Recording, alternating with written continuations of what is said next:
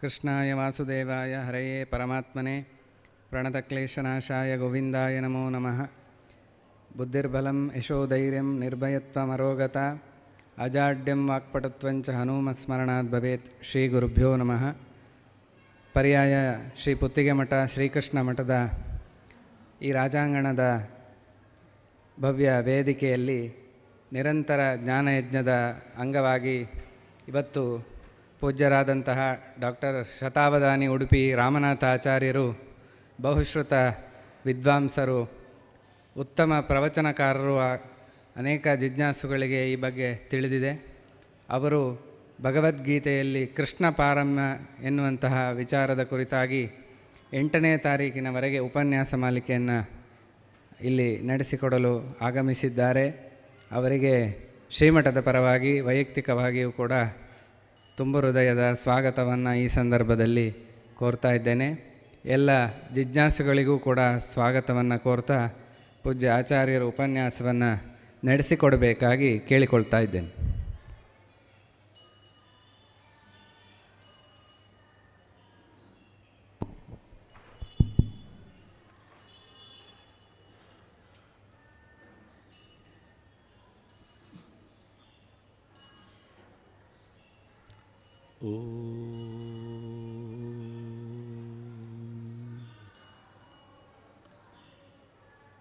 ವ್ಯಾಖ್ಯಾಮುದ್ರಾಂ ಕರಸರಸಿಜೈಃ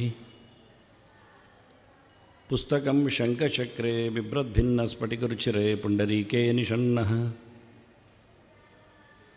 ಅಮ್ಲಾನಶ್ರೀರಮೃತವಿಶದೈರಂಶಭಿಪ್ಲಾವಯನಮಾಂ ಆವಿರ್ಭೂಯಾದನಗಮಹಿಮಾ ಮಾನಸೇ ವಾಗಧೀಶಃ. ನಮಸ್ತೆ ಪ್ರಾಣೇಶ ಪ್ರಣತವಿಭವಾಯಾವನಿಮಗಾಃ ನಮಸ್ವಾಮಿನ್ ರಾಮಪ್ರಿಯತಮಹನುಮನ್ ಗುರುಗುಣ. ನಮಸ್ತುಭ್ಯಂ ಭೀಮಪ್ರಬಲತಮಕೃಷ್ಣೇಷ್ಟ ಭಗವನ್ ನಮಃ ಶ್ರೀಮನ್ಮಧ್ವಪ್ರದಿಶ ಸುದೃಶನ್ನೋ ಜಯ ಜಯ ಶ್ರೀ ಗುರುಭ್ಯೋ ನಮಃ. ನಾರಾಯಣಂ ಸುರಗುರುಂ ಜಗದೇಕನಾಥಂ ಭಕ್ತಪ್ರಿಯಂ ಸಕಲಲೋಕನಮಸ್ಕೃತಂಚ ತ್ರೈಗುಣ್ಯವರ್ಜಿತಮಜಂ ವಿಭುಮಾದ್ಯಮೀಶಂ ವಂದೇ ಭವಗ್ನಂ ಅಮರಾಸುರಸಿದ್ಧವಂದ್ಯಂ. ನಾರಾಯಣಂ ನಮಸ್ಕೃತ್ಯ ನರಂ ಚೈವ ನರೋತ್ತಮಂ ದೇವೀಂ ಸರಸ್ವತೀಂ ವ್ಯಾಸಂ ತತೋ ಜಯಮುದೀರಯೇ. ಕೃಷ್ಣನ ಭಗವದ್ಗೀತೆಯ ಚಿಂತಕರಿಗೆ ವಂದನೆಗಳು. ಬಹಳ ವಿಶೇಷವಾದ ಮತ್ತು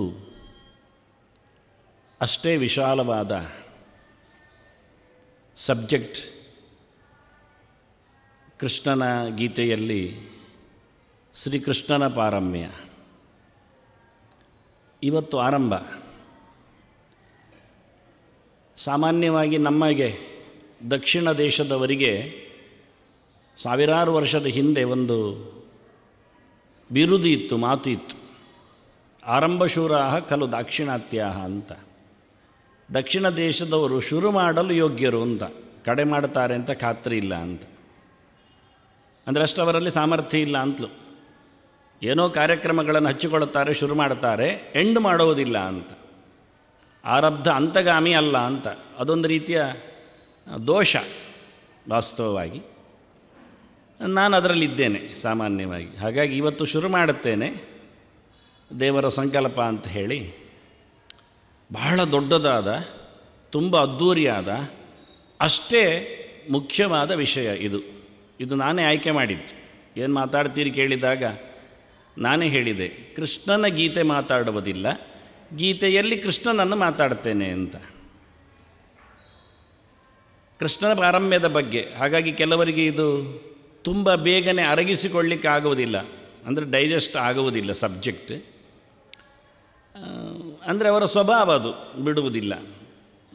ಅದಕ್ಕೆಲ್ಲ ಗೀತೆಯೇ ಕಾರಣ. ಯೋ ಯಶ್ರದ್ಧಃ ಸ ಏವ ಸಹ ಅಂತ. ಎಂತಹ ನಂಬಿಕೆ ಉಳ್ಳವನೋ ಅಂಥದ್ದನ್ನು ಪಡಿತಾನೆ ಅಂತ ಹೇಳಿ. ನಾನಿಲ್ಲಿ ಬಂದ ನಂತರ ಮತ್ತೆ ಗೀತೆ ಬಗ್ಗೆ ಮಾತಾಡ್ತೇನೆ. ನನ್ನ ಕಮಿಟ್ಮೆಂಟ್ಸ್, ನಾನೇ ಹಾಕಿಕೊಂಡ ಕೆಲವೆಲ್ಲ ಪರಿಧಿಗಳಿವೆ, ಬೌಂಡ್ರೀಸ್.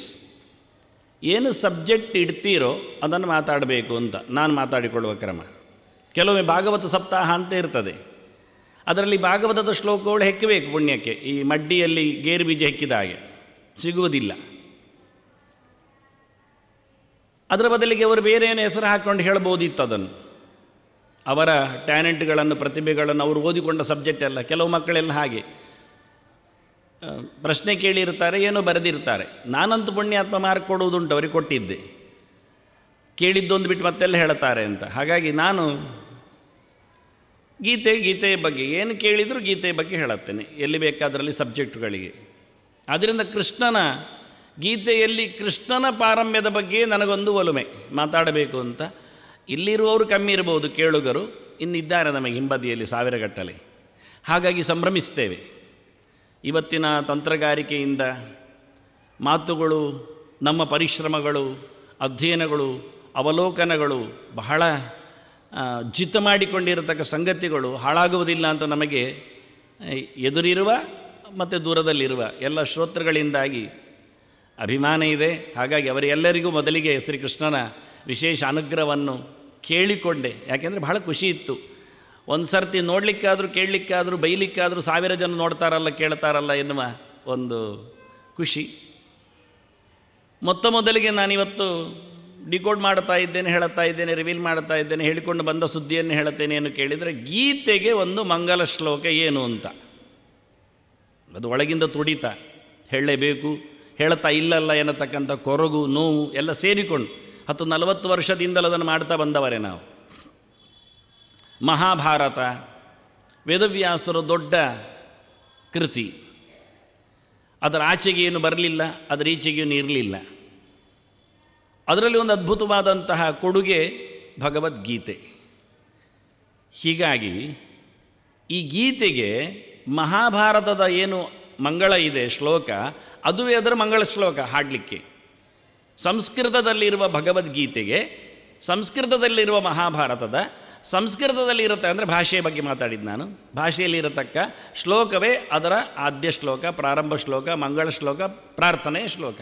ನಿಮಗೆ ಬೇರೆ ಬೇಕಾದಷ್ಟು ಭಾಷೆ ಬರ್ಬೋದು, ಆದರೆ ಅದರಲ್ಲಿ ಹೇಳಬೇಕಾಗಿಲ್ಲ. ಗೀತೆಯ ಮಹಿಮೆಯ ಬಗ್ಗೆ 1000 ಗೆರೆಗಳನ್ನು ನೀವು ಎಲ್ಲಿಂದ ಬೇಕಾದರೂ ಹೇಳಿಕೊಳ್ಳಿ, ಅದು ಗೀತೆಯ ಮಹಿಮೆ ಆಚೆ ಆಯಿತು. ಗೀತೆಯಲ್ಲಿಲ್ಲ, ಗೀತೆಗಲ್ಲ ಅದು. ಗೀತಾ ಮಹಾತ್ಮ್ಯಗಳು ಅಂತೇಳಿ ಪುರಾಣಗಳಲ್ಲಿಯೂ ಗೀತೆ ಬಗ್ಗೆ ಮಾತಾಡಿದ್ದಿದೆ, ಅದು ಗೀತೆ ಅಲ್ಲ, ಅದು ವೇದವ್ಯಾಸರು ಹೇಳಿಕೊಂಡಿದ್ದಾರೆ. ಆದರೆ ಮಹಾಭಾರತದಲ್ಲಿ ಗೀತೆಗಾಗಿರುವ ಮಹಾಭಾರತದ ಮಂಗಳ ಶ್ಲೋಕ ನಾನೀಗ ಹೇಳಿದ 2 ಇನ್ನೂ ಇವೆ. ಇವೆರಡು ಸಾಕಾಗ್ತದೆ. ಅದರಿಂದ ಯಾರೊಬ್ಬರಾದರೂ ಇಂದಿನಿಂದಾದರೂ ಒಂದೊಮ್ಮೆ ನನ್ನ ಮಾತು ಕೇಳಿಯಾದರೂ ವೇದವ್ಯಾಸರ ಪ್ರೀತಿಗಾಗಿ, ಗೀತೆಯ ಇಷ್ಟಕ್ಕಾಗಿ, ಅನುಗ್ರಹಕ್ಕಾಗಿ ಗೀತೆಯ ಆರಂಭದಲ್ಲಿ ಹೇಳಬೇಕಾದ ಮಂಗಳಾಚರಣೆ ಭಾರತದ ಮೂಲ 2 ಶ್ಲೋಕಗಳು. ನಾರಾಯಣಂ ಸುರಗುರುಂ ಜಗದೇಕನಾಥಂ ಭಕ್ತಪ್ರಿಯಂ ಸಕಲಲೋಕ ನಮಸ್ಕೃತಂಚ ತ್ರೈಗುಣ್ಯವರ್ಜಿತಮಜಂ ವಿಭುಮಾದ್ಯಮೀಶಂ ವಂದೇ ಭವಗ್ರಂ ಅಮರಾಸುರ ಸಿದ್ಧವಂದ್ಯಂ. ಈಗಾಗಲೇ ನಾನು ಆಶ್ವಮೇಧಿಕ ಪರ್ವದವರೆಗೆ ಮಹಾಭಾರತದ ಚಿಂತನೆಗಳನ್ನು ಕೊಡುತ್ತಾ ಬಂದಿದ್ದೇನೆ, ಅನೇಕ ಕಡೆಯಲ್ಲಿ ಇಲ್ಲಿಯೂ ಸೇರಿ. ಹಾಗಾಗಿ ಪ್ರತಿನಿತ್ಯವೂ ಮಹಾಭಾರತ ಹೇಳುವಲ್ಲಿಯೂ ನಾನು ಈ ಮಂಗಳಾಚರಣೆಯನ್ನು ಹೇಳುತ್ತೇನೆ. ಹಾಗಾಗಿ ಅದು ಹೊಸತೇನಲ್ಲ, ಕೇಳುಗರಿಗೆ ಸಿಗ್ತದೆ. ಅದರೊಟ್ಟಿಗೆ ನಾರಾಯಣನ್ ನಮಸ್ಕೃತ್ಯ ನರಂಚೇವ ನರೋತ್ತಮಂ ದೇವೀಂ ಸರಸ್ವತೀಂ ವ್ಯಾಸಂ ತಥೋಜಯ ಮುದೀರೆ. ಇದು ಎಲ್ಲ ಪುರಾಣಗಳಿಗೂ ವೇದವ್ಯಾಸರು ಬರೆದಿಕ್ಕ ಮಂಗಳ ಶ್ಲೋಕ ಇತ್ತು. ತನ್ನ ಪುರಾಣಗಳಿಗೂ ಇತಿಹಾಸಕ್ಕೂ ಮಹಾಭಾರತಕ್ಕೂ ಎಲ್ಲ ಕಡೆಯಲ್ಲಿ ಸಿಗುತ್ತೆ. ಕೆಲವು ಬರ್ಕೊಂಡವರು ಬಿಟ್ಟಿರ್ಬೋದು ಅಷ್ಟೇ ಹೊರತು ಅದು ವೇದವ್ಯಾಸರ ಅಭಿಪ್ರಾಯ ಇದೆ. ಅದು ಮುಂದೆ ನೋಡುವ ಏನು ಅಂತ. ಹೀಗೆ 2 ಶ್ಲೋಕ ಹೇಳಿದರೆ ಮತ್ತೆ ಧೃತರಾಷ್ಟ್ರ ಸಂಜಯ ವಾಚ ಧರ್ಮಕ್ಷಾಲಿಯಿಂದ ಶುರು ಮಾಡಲಿಕ್ಕೆ ಅನುಕೂಲ ಆಗ್ತದೆ. ಧೃತರಾಷ್ಟ್ರ ವಾಚಕ್ಕಿಂತ ಶುರು ಭಗವದ್ಗೀತೆ ಹೇಳುವವರು ಈ 2 ಶ್ಲೋಕವನ್ನು ಕಡ್ಡಾಯವಾಗಿ ಹೇಳಿದರೆ ಭಾರತವನ್ನು ಓಪನ್ ಮಾಡಿಕೊಂಡಾಗ ಆಗ್ತದೆ, ಗೀತೆ ಸಿಗ್ತದೆ ಅಂತ ಅರ್ಥ. ಬೇರೆ 100 ಶ್ಲೋಕ ಹೇಳಿದರೂ ಉಪಯೋಗ ಆಗುವುದಿಲ್ಲ, ಮತ್ತು ಹೇಳಬೇಕಾಗಿಲ್ಲ, ಮತ್ತು ಹೇಳಬಾರ್ದು. ಅಷ್ಟು 3 ಅಂಶಗಳು. ಇದರ ಮರ್ಯಾದೆ ಹೋಗ್ತದೆ. ವೇದವ್ಯಾಸರು ಕೊಟ್ಟ ಮಹಾಭಾರತದ ಮರ್ಯಾದೆ ತೆಗಿಬಾರ್ದು ಅಂತಿದ್ದರೆ, ವೇದವ್ಯಾಸರು ನಮಗೆ ಇಷ್ಟ ಆದರೆ, ಗೀತೆ ನಮಗೆ ಬೇಕಾದರೆ, ಗೀತೆ ಹೇಳುವ ಮುಂಚೆ ಇದು 2 ಶ್ಲೋಕವನ್ನು ಕಡ್ಡಾಯವಾಗಿ ಹೇಳಬೇಕು. ಅದರ ಆಚೆಗೆ ಏನು ಹೇಳಬಾರ್ದು. ನನಗೆ ಬೈಯೋದಾದರೆ ಪರವಾಗಿಲ್ಲ, ಬೈರಿ, ನಾನು ವೇದವ್ಯಾಸರಿಗೆ ಸಮರ್ಪಿಸ್ತೇನೆ. ಸತ್ಯವನ್ನು ಹೇಳುವಾಗ ಯಾವತ್ತಾಗಲಿ ಪ್ರಿಯಂಚ ಸತ್ಯಂಚ ಪ್ರಿಯಂಚ ಮಥ್ಯಂಚ ಅಂತ ಅದು ಯಾರಿಗೂ ಇಷ್ಟ ಆಗೋದಿಲ್ಲ. ಸಾಮಾನ್ಯ ರೋಗಿ ಹತ್ರ ಹೋಗಿ ನೀನು ಹಾಲು ಕುಡಿಬೇಕು, ಕಾಫಿ ಅಲ್ಲ, ಅನ್ನವನ್ನು ಚೆನ್ನಾಗಿ ಕಲಸಿ ತಿನ್ನಬೇಕಂದ್ರೆ ಅವನೆಲ್ಲ ಅದನ್ನು ಕೇಳೋದಿಲ್ಲ, ನೀವು ಮಾತ್ರೆ ಕೊಡಿ ಸಾಕು, ಮತ್ತು ಹೋಗಿ ಅವನು ಬೀದಿಯಲ್ಲೇ ತಿಂತಾನೆ. ಹಾಗಾಗಿ ಏನು ಮಾಡಲಿಕ್ಕೆ ಬರುವುದಿಲ್ಲ. ಹೇಳುವುದನ್ನು ಬಿಡಬಾರ್ದಲ್ಲ.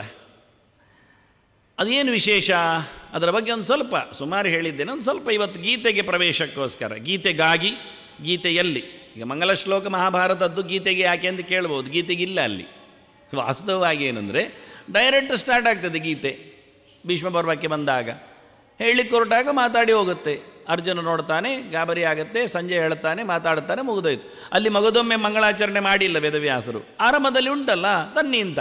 ಹಾಗಾಗಿ ನಾವು ಮಧ್ಯದಲ್ಲಿ ಎಕ್ಕಿ ಓದಿದ್ದರಿಂದ ಮೊದಲಿನ ಮಂಗಲಾಚರಣೆ ಹೇಳಬೇಕು ಅಂತ ಇಷ್ಟೇ ಇರಲಿ. ನಾರಾಯಣಂ ಸುರಗುರುಂ ಮೇಲಿನ ಅದರ ಅರ್ಥ ನೋಡಿಕೊಳ್ಳುವ, ಸಾಮಾನ್ಯವಾಗಿ ಅರ್ಥ ಆಗಬೇಕಲ್ಲ ಮಂಗಳಾಚರಣೆ ಮಾಡಿದಾಗಲೂ ಏನು ಹೇಳಿದ್ದಾರೆ ಅಂತ. ನಾರಾಯಣಂ ಒಂದೇ ಅಲ್ಲಿ ಇರೋದು, ನಾರಾಯಣನಿಗೆ ನಮಸ್ಕಾರ ಮಾಡುತ್ತೇನೆ ಅಂತ. ಸರಿ ಮಾಡಿ, ಮುಂದೇನು ಹೇಳ್ತೀರಿ? ಎಂಥ ನಾರಾಯಣ ಯಾರವನು ಕೇಳಿದರೆ ಸುರಗುರುಂ, ಬೆಸ್ಟ್ ವರ್ಡ್, ಸೂಪರ್. ಏನು ಕೇಳಿದರೆ ಅವನು ಸ್ವಾಮಿ ಇದ್ದಾನೆ, ಗುರು ಇದ್ದಾನೆ, ಟೀಚರ್, ದೇವರು ನಮಗೆ ಗುರು. ಇಷ್ಟು ಕೇಳಿದರೆ ಮತ್ತೆ ಓದ್ಬೋದು ಅಂತ ಅರ್ಥ. ಓದಬೇಕಾದ್ರೆ ಮೊದಲಿಗೆ ಯಾರ ಬಗ್ಗೆ ಓದ್ತೇನೆ, ಯಾಕಾಗಿ ಓದ್ತೇನೆ, ಎರಡು ಇದ್ದು ಬಿಟ್ಟರೆ ನಮಗೆ ಓದಿದ್ದು ಸಿಗತ್ತೆ, ಲಾಭವೂ ಆಗತ್ತೆ. ಸುರಗುರುಂ, ಎಲ್ಲರಿಗೂ, ದೇವತೆಗಳೆಲ್ಲರಿಗೂ ಪರಮೋಚ್ಚ ಸುರ ಇದ್ದಾನೆ ಚತುರ್ಮುಖ, ಅವನನ್ನು ಇಟ್ಟುಕೊಂಡು ಎಲ್ಲರಿಗೂ ಗುರುವಾಗಿದ್ದಾನೆ, ಜ್ಞಾನವನ್ನು ಕೊಟ್ಟವನಿದ್ದಾನೆ. ಆದರೆ ನಾನು ನಾರಾಯಣನ ನಮಸ್ಕಾರ ಮಾಡುತ್ತೇನೆ. ನಾರಾಯಣ ನಮಸ್ಕಾರ ಮಾಡಲಿಕ್ಕೆ ನಮಗೊಂದು ಹಕ್ಕು ಸಿಕ್ಕಿದ್ದು, ಮತ್ತು ನಾವು ನಡೆದದ್ದು ಯಾಕೆ ಅನ್ನತಕ್ಕಂಥ ಕತೆ ಗೊತ್ತಾಯಿತು, ಕಲೀಲಿಕ್ಕೆ ಅಂತ. ಕಲಿಯುವ ಅಧ್ಯಯನ ಮಾಡತಕ್ಕ ಗುರುಗಳಿಗೆ ನಮಸ್ಕಾರ ಮಾಡೋದ್ರಿಂದ ನಾಚಿಕೆ ಮರ್ಯಾದೆ ಹೋಗುವ ಪ್ರಶ್ನೆಯೇ ಇಲ್ಲ.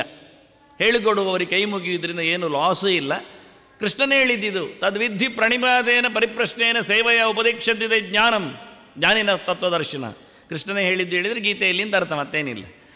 ಅರ್ಜುನನಿಗೆ ಹೇಳ್ತಾನೆ, ಕೈ ಮುಗಿಯಯ್ಯ, ಕಾಲಿಡಿಯಯ್ಯ, ಪ್ರದಕ್ಷಿಣೆ ಬಂದವರನ್ನು ಮಾತಾಡಿಸಯ್ಯ, ನಿನಗೆ ಜ್ಞಾನ ಉದುರುತ್ತೆ, ಸಿಕ್ಕತ್ತೆ.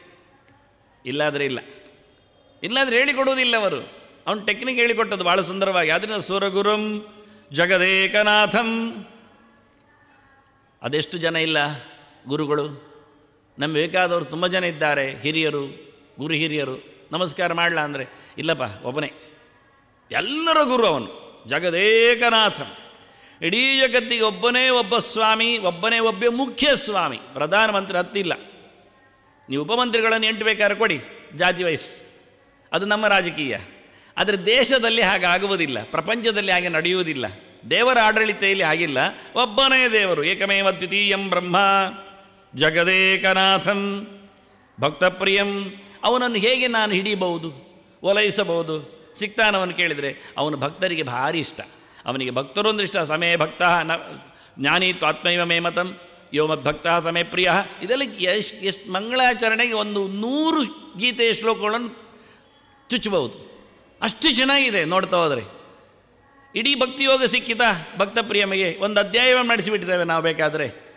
ಎಷ್ಟು ಸುಲಭ ಆಯಿತು ನೋಡಿ. ಖಾಲಿ ಒಂದು ಭಕ್ತ ಪ್ರಿಯಂ ವಿವರಣೆ, ಒಂದು ಅಧ್ಯಾಯ ನನಗೆ ಕೊಟ್ಟರೆ ಅಷ್ಟು ದಿನ ಹೋಗುತ್ತೆ ಅಂತ ಕೇಳಿದ್ದು ನಾನು. ಅದು ಮುಟ್ಟೋದಿಲ್ಲ. ನಿಮಗೆ ಹಿಂಡ್ಸು ಕೊಟ್ಟೆ, ಯಾರಿಗಾದರೂ ಒಂದು ಹೆಚ್ಚು ಕಡೆಯಲ್ಲೆಲ್ಲ ಸಂಶೋಧನೆಗಳಿಗೆಲ್ಲ ಪೇಪರ್ ಬಿಸಾಡೋದು ನಾನು ಹಾಗೆ ವಿಷಯಗಳಲ್ಲಿ. ಖಾಲಿ ಇಷ್ಟೇ, ಭಕ್ತ ಪ್ರಿಯಂ ಎನ್ನುವ ಮಂಗಲಾಚರಣೆಯಲ್ಲಿ ಕೊಟ್ಟ ಚಿಂತನೆಯಲ್ಲಿ ಗೀತೆಯಲ್ಲಿ ಹೇಗೆ ಬಂದಿದೆ, ಭಕ್ತ ಮತ್ತು ಪ್ರಿಯ, ಪ್ರಿಯವಾದ ಭಕ್ತ, ಭಗವಂತ ಭಕ್ತಿ, ಇಷ್ಟೇ. ಭಕ್ತಿಯ ತ್ವನನ್ಯ ಶಕ್ಯ ಹಮೇವಂ ವಿದೋರ್ಜನ ಜ್ಞಾತಂ ದ್ರಷ್ಟುಂಚ ತತ್ವೇನ ಪ್ರವೇಷ್ಟುಂಚ ಪರಂತಪ. ಎಂಥ ಅದ್ಭುತ ರೀ! ಇಡೀ ಬ್ರಹ್ಮವಿದ್ಯೆಯ ಸೋರ್ಸು ಸಾರ ಅಲ್ಲಿ ನಿಂತಿದೆ. ಆತ್ಮಾವರೇ ದ್ರಷ್ಟವ್ಯ, ಶ್ರೋತವ್ಯ, ಮಂತವ್ಯ, ನಿಧಿಧ್ಯಾಸಿತವ್ಯ. ದೇವರು ಕಾಣಬೇಕಲ್ಲ, ಕಾಣಬೇಕು. ಹೇಗೆ ಕಾಣ್ತಾನೆ? ಕಾಣಬೇಕಾದ್ರೆ ಸ್ವಲ್ಪ ಕೇಳಬೇಕು, ಏನು ದೇವರೊಂದು. ಯಾರ್ಯಾರ ಕಂಡದ್ದೆಲ್ಲ ದೇವರು ಹೇಳಿಬಿಟ್ರೆ ಮನೆಗೆ ಹೌದಲ್ಲ, ಕೇಳಿದರೆ ಮರೆತೋಗುತ್ತೆ. ಸ್ವಲ್ಪ ಕಲಿಬೇಕು. ಕಲಿತ ನಂತರ ಒಳಗಿಂದ ಕಾಣಬೇಕು ಸತ್ಯ ಹೌದಲ್ವ ಅಂತ. ಎಷ್ಟು ಹೇಳಿದ್ದು ಯಾಕೆ ಬೇಕು ಅಂದರೆ, ಭಕ್ತಿಯ ತ್ವನನ್ನೇ ಶಕ್ಯ ಅಹಮೇವಂ ವಿದೋರ್ಜನ ಜ್ಞಾತಂ ದ್ರಷ್ಟುಂಚ ತತ್ವೇನ ಪ್ರವೇಷ್ಟುಂಚ ಪರಂತಪ. ಎಷ್ಟು ಚೆನ್ನಾಗಿ ಹೇಳ್ತಾನೆ ನಾವು. ಭಕ್ತ ಪ್ರಿಯಂ ಸಕಲ ಲೋಕ ನಮಸ್ಕೃತಂಚ. ಇಡೀ ಜಗತ್ತು ಅವರಿಗೆ ಮಣಿದಿದೆ. ಆಗ ಗುರುತ್ವೇನೋ ನೋಡಿದೆ ಅಂದೆ, ಈಗ ಎಲ್ಲವೂ ಮಣಿದಿದೆ. ಹರಿಪ್ರವಣತ್ವಮೇವ ಮುಖ್ಯ ಧರ್ಮ ಅಂತರಾಚಾರ್ಯರು. ಮನ್ಮನಾಭವ ಮದ್ಭಕ್ತ ಮದ್ಯಾಜಿ ಮಾಂ ನಮಸ್ಕರು. ಕೃಷ್ಣ ಹೇಳ್ತಾನೆ, ಕಾಲಿಡಿಯ ಅಂತಾನೆ. ಎಷ್ಟು ಜೋರಿದ್ದ ನೋಡಿ, ಡೈರೆಕ್ಟ್ ಹೇಳಿದ. ಅರ್ಜುನ ಕೇಳಿದ್ದ, ಕಸ್ಮಾಚ್ಯುತೆ ನನಮೇನನ್ ಮಹಾತ್ಮನ್ ಗರೀಯಸೆ ಬ್ರಹ್ಮಣೋಪ್ಯಾದಿಕರ್ತರೆ. ಅಲ್ಲಪ್ಪ, ನೀನು ಬ್ರಹ್ಮನಪ್ಪಂತೆ, ನಿನಗೆ ಯಾಕೆ ಜನ ಕೈ ಮುಗಿಯುವುದಿಲ್ಲ ಹೇಳು? ನೋಡಿ, ಬ್ರಹ್ಮಾಂಡದ ರಸ ಬ್ರಹ್ಮನಿಗೂ ಅಪ್ಪ, ಜನ ಯಾಕೆ ನಿನ್ನ ಕೈ ಮುಗಿಯುವುದಿಲ್ಲ ಅಂತ ಅರ್ಜುನ ಕೇಳ್ತಾನೆ ಕೃಷ್ಣನ ಹತ್ರ. ಇನ್ನು ನಾನು ಎಲ್ಲಿಡಬೇಕು ಹೇಳಿ ಕೃಷ್ಣನನ್ನೀಗ? ಹೆಂಟು ಸಿಕ್ಕಿ ಆಯ್ತು ನಿಮಗೆ ಎಲ್ಲಿದ್ದಾನೆ ಕೃಷ್ಣ ಅಂತ. ಸಕಲ ಲೋಕ ನಮಸ್ಕೃತಂಚ. ಅದ್ಭುತ ವರ್ಡಿದು. ಇಡೀ ಜಗತ್ತು ನಿನಗೆ ನಮಿಸಿದೆ, ತಲೆ ಬಾಗಿದೆ, ಬಾಗಲೇಬೇಕಾಗಿದೆ ಅಂತ ಅರ್ಜುನ ಕಾರಣ ಹೇಳುತ್ತಾನೆ, ಗಲಾಟೆ ಎಬ್ಬಿಸ್ತಾನೆ, ಆಕ್ಷೇಪಿಸ್ತಾನೆ. ಒಂದೊಮ್ಮೆ ನಾವು ಅರ್ಜುನ ಕೈಗೆ ಸಿಕ್ಕಿದರೆ ಗ್ಯಾರಂಟಿ ನಾವು ಕೃಷ್ಣನ ಪದತರದಲ್ಲಿ ನಮ್ಮ ತಲೆ ಬಿದ್ದಿರ್ತದೆ. ಒಂದು ಬಗ್ಗದಿದ್ದರೆ ಉರುಳಿ ಬೀಳ್ತದೆ, ಇಲ್ಲಾದರೆ ತೆವಳಿ ಬೀಳ್ತದೆ ಅಷ್ಟೆ. ಬೈ ಫೋರ್ಸ್ಲಿ ಇಲ್ಲ ತೆಗ್ದು. ಏನು ಗಮ್ಮತ್ತು ನೋಡಿ, ಎಷ್ಟು ಜೋರಿದ್ದಾನೆ ಅರ್ಜುನಲ್ಲ, ಎಷ್ಟು ಜೋರಿದ್ದಾನೆ. ಭೀಮಸೇನಿಗಿಂತ ಜೋರು ಕಾಣ್ತಾನಾಗ. ಭೀಮ ಅಂತೂ ಗ್ಯಾರಂಟಿ. ಎದುರಾಯದು ಕೃಷ್ಣನಿಗೆ ಕೈ ಮುಗಿದಿಲ್ಲ ಹೇಳಿದವನ ಜುಟ್ಟು ಕೈಯಲ್ಲಿ ಬರುತ್ತೆ ಅವನಿಗೆ. ಅರ್ಜುನ ನೋಡಿದೆ, ಯಾಕಯ್ಯ ನಿನಗೆ ನಮಿಸುವುದಿಲ್ಲ ಅಂತೆ? ನಾನು ಸುತ್ತು ಬಂದು ನಮಸ್ಕಾರ ಮಾಡ್ತೇನೆ ಅಂತ ನಾನು. ನಮ ಪುರಸ್ಥ ದದ ಪೃಷ್ಠತಸ್ತೆ. ಎಲ್ಲಿ ನೋಡಿದರಲ್ಲಿ ನಿನ್ನ ತಲೆ ಮೋರೆ ಎಲ್ಲ ಕಾಣೋದ್ರಿಂದ ನನಗೆ ಎಲ್ಲಿ ಕೈ ಮುಗಿಯುವುದು ಗೊತ್ತಾಗೋದಿಲ್ಲ ಅಂತ. ಅದು ಸರಿಯೇ. ಅನಂತ ಬಾಹೂದರ ವಕ್ರ ನೇತ್ರಂ. ಹೊಟ್ಟೆ ಇದ್ದಲ್ಲಿ ಮೋರೆ ಇರುತ್ತೆ ಅಂತ ಕೈ ಮುಗಿದ್ರೆ ಹಿಂಬದಿಯಲ್ಲಿ ಕೈ ಆಶೀರ್ವಾದ ಮಾಡ್ತಾ ಉಂಟದು. ಅಲ್ಲಿ ಉಂಟು ತಲೆ ನೋಡ್ತಾನೆ. ಹೊಟ್ಟೆ ಇರುವುದೆಲ್ಲಿಯೋ ತಲೆ ಇರುವುದೆಲ್ಲೋ ದೇವರದ್ದು. ವಿಚಿತ್ರ. ಹೀಗಾಗಿ ಬಹಳ ಚಂದ ವಿಶ್ವರೂಪ ನೋಡಬೇಕು ಕೃಷ್ಣ ಸಿಗಬೇಕಾದ್ರೆ. ಇರಲಿ, ಸಕಲ ಲೋಕ ನಮಸ್ಕೃತಂಚ. ಯಾವ ಲೋಕ ಇದು? ಇದು ಕಲಾಸಹಿತವಾದ ಲೋಕ. ಈ ಲೋಕದಲ್ಲಿ ಎಲ್ಲರೂ ಹುಟ್ಟು ಸಾವುಗಳಿಗೆ ಬದ್ಧರು, ಎಲ್ಲ ಕಲೆಗಳಿಂದ ತುಂಬಿದವರು. ಇವರೆಲ್ಲರೂ ಕಲಾಭಿಮಾನಿಗಳು, ಕಲಾವಂತರು, ಕಲಾರಸಿಕರು, ಕಲಾರಾಧಕರು, ಕಲೆ ಉಳ್ಳವರು. ಸಕಲರು ಅಂದರೆ ಹಾಗೆ ಕಲೆ ಉಳ್ಳವರು ಅಂತ. ಏನು ಕಲೆ? ಎಷ್ಟು ಕಲೆ? ಹೇಗಿದೆ ಕಲೆ ಕೇಳಿದರೆ, ಪ್ರಾಣ ಶ್ರದ್ಧಾ ಕಂ ವಾಯುರಾಪ ಪೃಥ್ವಿ ಇಂದ್ರಿಯಂ ಮನೋನ್ನ ಮನ್ನಾದ್ ವೀರ್ಯಂತಪ ಮಂತ್ರಾ ಲೋಕಾ ಲೋಕೇಶು ನಾಮಚ ಅಂತಾರೆ. ಷೋಡಶ ಕಲಪುರುಷ ಅಂತ. ಜೀವನಿಗೆ 16ನೇವ ಜೀವ ಅಂತ ಕರೀತಾರೆ. 15 ಅವನಿಗೆ ಬೇಲಿಗಳು, ಕಲೆಗಳು. ಕಲೆಗಳು ಅಂದರೆ ಅದೇ ಕಿತ್ತೆಸೇಬೇಕಾದ ಸೊತ್ತುಗಳು. 15 ಇದೆ ಅವನಿಗೆ ಲೇಯರ್ಸ್. ಅದರಾಚೆಗೆ 16 ಅವನಿದ್ದಾನೆ. ಅದರಾಚೆಗೆ 17 ಪ್ರಕೃತಿ ಇದೆ, ಇದನ್ನೆಲ್ಲ ಹಿಡಿದವಳು. ಅದರಾಚೆಗೆ 18 ಇದ್ದಾನೆ, ಅದು ದೇವರು ಬಿಡಿಸುವವನು. ಇದು 18ರ ಗಂಟು. ಸಕಲ ಲೋಕ ನಮಸ್ಕೃತಂಚ ಅಂತ ಹೇಳಿದ್ದು ಈ ಎಲ್ಲ ಕಲೆಗಳು ತುಂಬಿರುವ ನಂಬಿಗೆ. ಅವನವನು ಇಷ್ಟಪಟ್ಟದ್ದು, ಅವನೇನು ತಿಳ್ಕೊಂಬರ್ತಾನೆ, ಅವನೇನು ಹೊಚ್ಚಿಕೊಂಡಿದ್ದಾನೆ ಅದೇ ಅವನಾಗಿರ್ತಾನೆ. ಯೋಯ ಶ್ರದ್ಧಾ ಸಯೇವ ಸಹ. ಕೃಷ್ಣ ಹೇಳ್ತಾನೆ ಅದನ್ನು. ಅರ್ಜುನ ಕೇಳಿದಾಗ, ಏನಪ್ಪ ನಿನ್ನಿಷ್ಟೆಲ್ಲ ವೈಭವ ಕಂಡು ಯಾಕೆ ಕೆಲವರು ಆಚೆ ನೋಡ್ತಾರೆ, ಇನ್ಯಾರಾದರೂ ಬೇಕಾರೆ ಅಂತ ಹುಡುಕ್ತಾರೆ ಕೇಳಿದರೆ, ಅವನ ಪಾಪ ಅವನಿಗೆ ಸರಿಯಾಗಿ ಶ್ರದ್ಧೆ ಇಲ್ಲ, ಏನು ಮಾಡೋದು ಅಂತ. ನಂಬಿಕೆ ಚೆನ್ನಾಗಿಲ್ಲ, ನನ್ನ ಮೇಲೆ ವಿಶ್ವಾಸ ಕಮ್ಮಿ ಇದೆ, ಅದಕ್ಕೆ ಉಳಿದವರ ಮೇಲೆ ವಿಶ್ವಾಸ ಹುಡುಕ್ತಾನೆ. ದನವನ್ನು ಸಾಕದ ಬದಲಿಗೆ ನಾಯಿಯನ್ನು ಸಾಕೋದಿಲ್ವ ಹಾಗೆ. ಪಾಪ ಏನು ಮಾಡುವ, ಅವ್ರ ವಿಶ್ವಾಸ ಅದರ ಮೇಲೆ ಗೊತ್ತಿಲ್ಲ. ದನದ ಮೇಲಿನ ವಿಶ್ವಾಸ, ನಾಯಿ ಮೇಲಿನ ವಿಶ್ವಾಸ ಏನು ಅಜಗಜಾಂತರ ಅಂತ. ಇರಲಿ ಬಿಡಿ, ಅದು ಪಾಪ. ಹಾಗೆ ಕೃಷ್ಣ ಮೂದಲಿಸುವ ಕಥೆ ಅದು ಅರ್ಜುನ ಕೇಳಿದಾಗ. ಆದ್ದರಿಂದ ನಂಬಿಕೆ ಮನುಷ್ಯನ ದೃಢವಾದ ಒಂದು ಕಲೆ. ಈಗ ಅರ್ಥ ಆಯ್ತು ನಿಮಗೆ ಕಲೆ ಅಂದರೆ ಏನು ಅಂತ. ಇದು ಕೊಳೆ, ಅದು ಕಲೆಯೇ, ಅದು ಹರಿಯಬೇಕಾದ್ದೇ, ಅದು ಜಡವಾದ್ದೇ. ಅದರ ಅಭಿಮಾನಿಗಳಿದ್ದಾರೆ ಮಾತಾಡಿಸುವವರನ್ನು, ಅದೇ ಅವರು ನಮಗೆ ಪ್ರತಿಬಿಂಬರು ಅಂತ ಅರ್ಥವರು. ಇರಲಿ. ಆನಂತರ ಪಂಚಭೂತಗಳು, ಖಂ ಜ್ಯೋತಿ ಆಪಃ ಪೃಥ್ವಿ, ಆನಂತರ ಕಂ ವಾಯು, ಆಕಾಶ ಗಾಳಿ ಬೆಂಕಿ ನೀರು ಮಣ್ಣು. ಇದು 5 ಭೂತಗಳು. ಅದು ಭೂತಗಳೇ, ಅದ್ಭುತಗಳೇ. ನಮ್ಮ ಕೈಗೆ ಸಿಗುವುದಿಲ್ಲ, ಆದರೆ ನಮ್ಮಲ್ಲೇ ಇದ್ದಾವೆ, ನಮಗದನ್ನು ದೂರ ಮಾಡಲಿಕ್ಕೆ ಬರುವುದಿಲ್ಲ. ಮಣ್ಣು ಬೇಡ ಅಂದರೂ ನಾವು ತಿಂತೇವೆ ದಿನ. ಮಣ್ಣಲ್ಲ ಅಂದರೆ ಮಣ್ಣಿನ ವಿಕಾರ ಅಷ್ಟೇ, ಮತ್ತೇನು.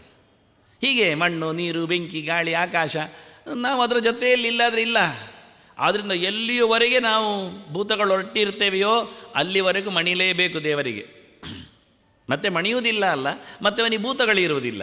ಪಂಚಭೂತಗಳ ಬೇಲಿ ಮನುಷ್ಯನಲ್ಲಿ ಕೂತಿದೆ, ಗಟ್ಟಿಯಾಗಿದೆ. ಅದು ಬಹಳಷ್ಟು ಕೋಶಗಳ ಹೆಸರಲ್ಲಿದೆ, ಬಿಡಿ, ಅದು ಮುಂದೆ ನೋಡುವ.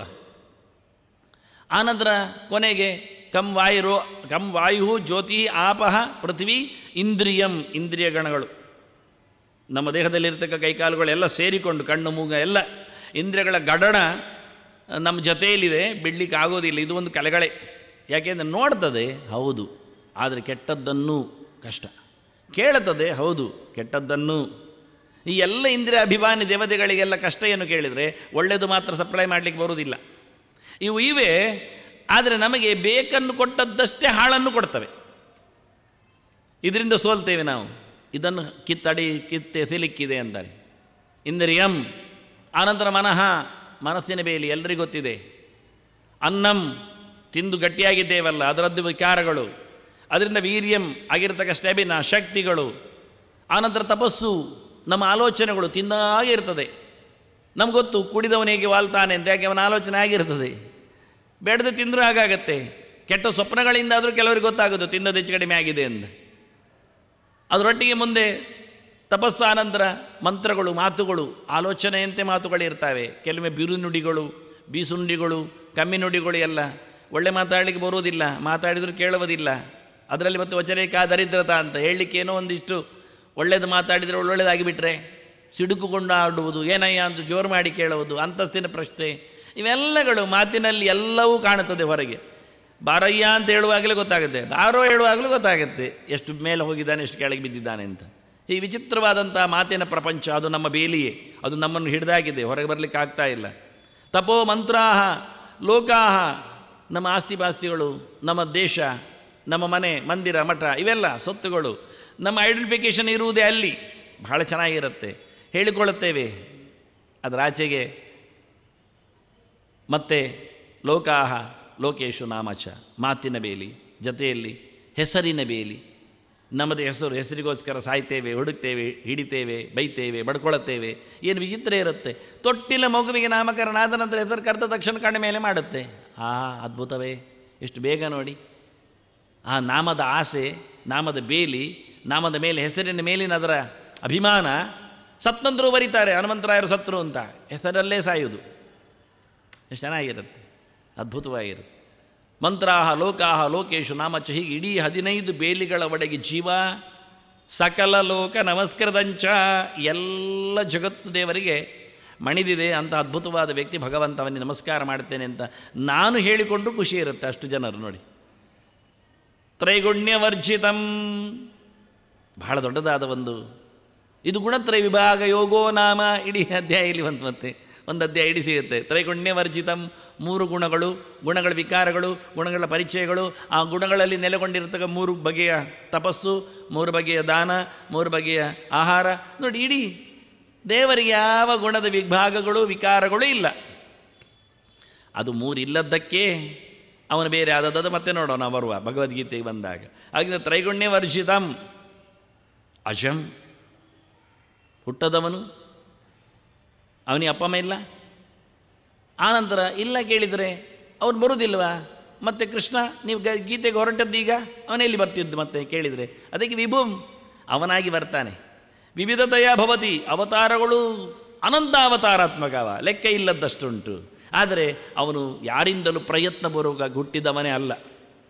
ಗರ್ಭದೊಳಗೆ ನಿಂತು, ವೀರದಲ್ಲಿ ಬಂದು, ಮಳೆಯಲ್ಲಿ ಬಿದ್ದು, ಮೋಡದಲ್ಲಿ ಹಿಡಿದು, ಹಾಗೆಲ್ಲ ಆಗಿ ಬಂದವನೇ ಅಲ್ಲ. ಈಗೊಂದೇನಿದೆ, ಗೌತಮ ಅಗ್ನಿ ಅಂತೇಳಿ, ಯೋಷಾವ ಅಗ್ನಿ ಅಂತ ಹೇಳಿಕೊಂಡು ಏನೊಂದು ವಿದ್ಯೆ ಇದೆ, ಆ ಸಮರ್ಥ ವಿದ್ಯೆಯಲ್ಲಿ ಬಂದದ್ದೇ ಇಲ್ಲ ಅವ ಹೇಳ್ತಾನೆ. ಈ ಸೃಷ್ಟಿ ಪ್ರಪಂಚದಲ್ಲಿ ಸಿಗಲಾರದ ಸಂಗತಿ ಅದು. ತ್ರೈಗುಣ್ಯ ವರ್ಜಿತಂ ಅಜಂ ವಿಭುಂ. ಹುಟ್ಟಲಿಲ್ಲ ಹೇಳಿದ ತಕ್ಷಣ ಹುಟ್ಟುಂಟು ನಮಗೆ ಹುಟ್ಟಿದ್ದಾನೆ ಹೇಳಿದರೆ ಇಲ್ಲಪ್ಪ ಅವನು ಬಂದದ್ದು ಅಂತ ಹೇಳ್ತಾರೆ. ಎಲ್ಲೆಡೆ ತುಂಬಿದವನನ್ನು ಹುಟ್ಟಿಸುವುದು ಹೇಗೆ ನೀವು? ಅಮ್ಮನೊಳಗೆ ಅಪ್ಪನೊಳಗೆ ಎಲ್ಲರೊಳಗೆ ಇದ್ದವನೇ ಮತ್ತು ಅವನನ್ನು ಹುಟ್ಟಿಸುವುದು ಅಂದರೆ ಏನರ್ಥ? ಅವನನ್ನೊಂದೊಮ್ಮೆ ನೀವು ಹೊರಗೆ ತಂದದ್ದು ಹೇಳಿದರೆ ನೀವು ಸಾಯಬೇಕಾಗತ್ತೆ. ಹಾಗಿಲ್ಲ. ಅದರಿಂದ ದೇವರೇ ಬರುವುದು. ಯಾಕೆಂದರೆ ಕಂಬದಿಂದ ಬರಲಿಲ್ವ, ಹಾಗೆ ಬರೋದು. ಇದು ಒಂದು ಕಂಬ ಬಂದ ಅಷ್ಟೇ. ಹೀಗೆ ಯಾರಲ್ಲಿ ಬರ್ಬೋದು ಅವನು, ಆದರೆ ಅವನನ್ನು ತಂದವರಿಲ್ಲ. ಅಜಂ ವಿಭುಂ ಆದ್ಯಂ. ನೀವು ಅಜ ಹೇಳಿದರೆ, ಅಜ ಅಂತ ನಿಜವಾದ ನಿಯಮ ಇರುವುದು ಚತುರ್ಮುಖನಿಗೆ ಲೋಕದಲ್ಲಿ. ಆದ್ದರಿಂದ ಚತುರ್ಮುಖ ಅಂತ ಹೇಳಿದ್ದಾಗಲ್ವ ಇದು, ದೇವರನ್ನು ಹೇಳಿಕೊರಡಿ ಸಮೀಕರಣ ಮಾಡಿದ್ದಾರೆ.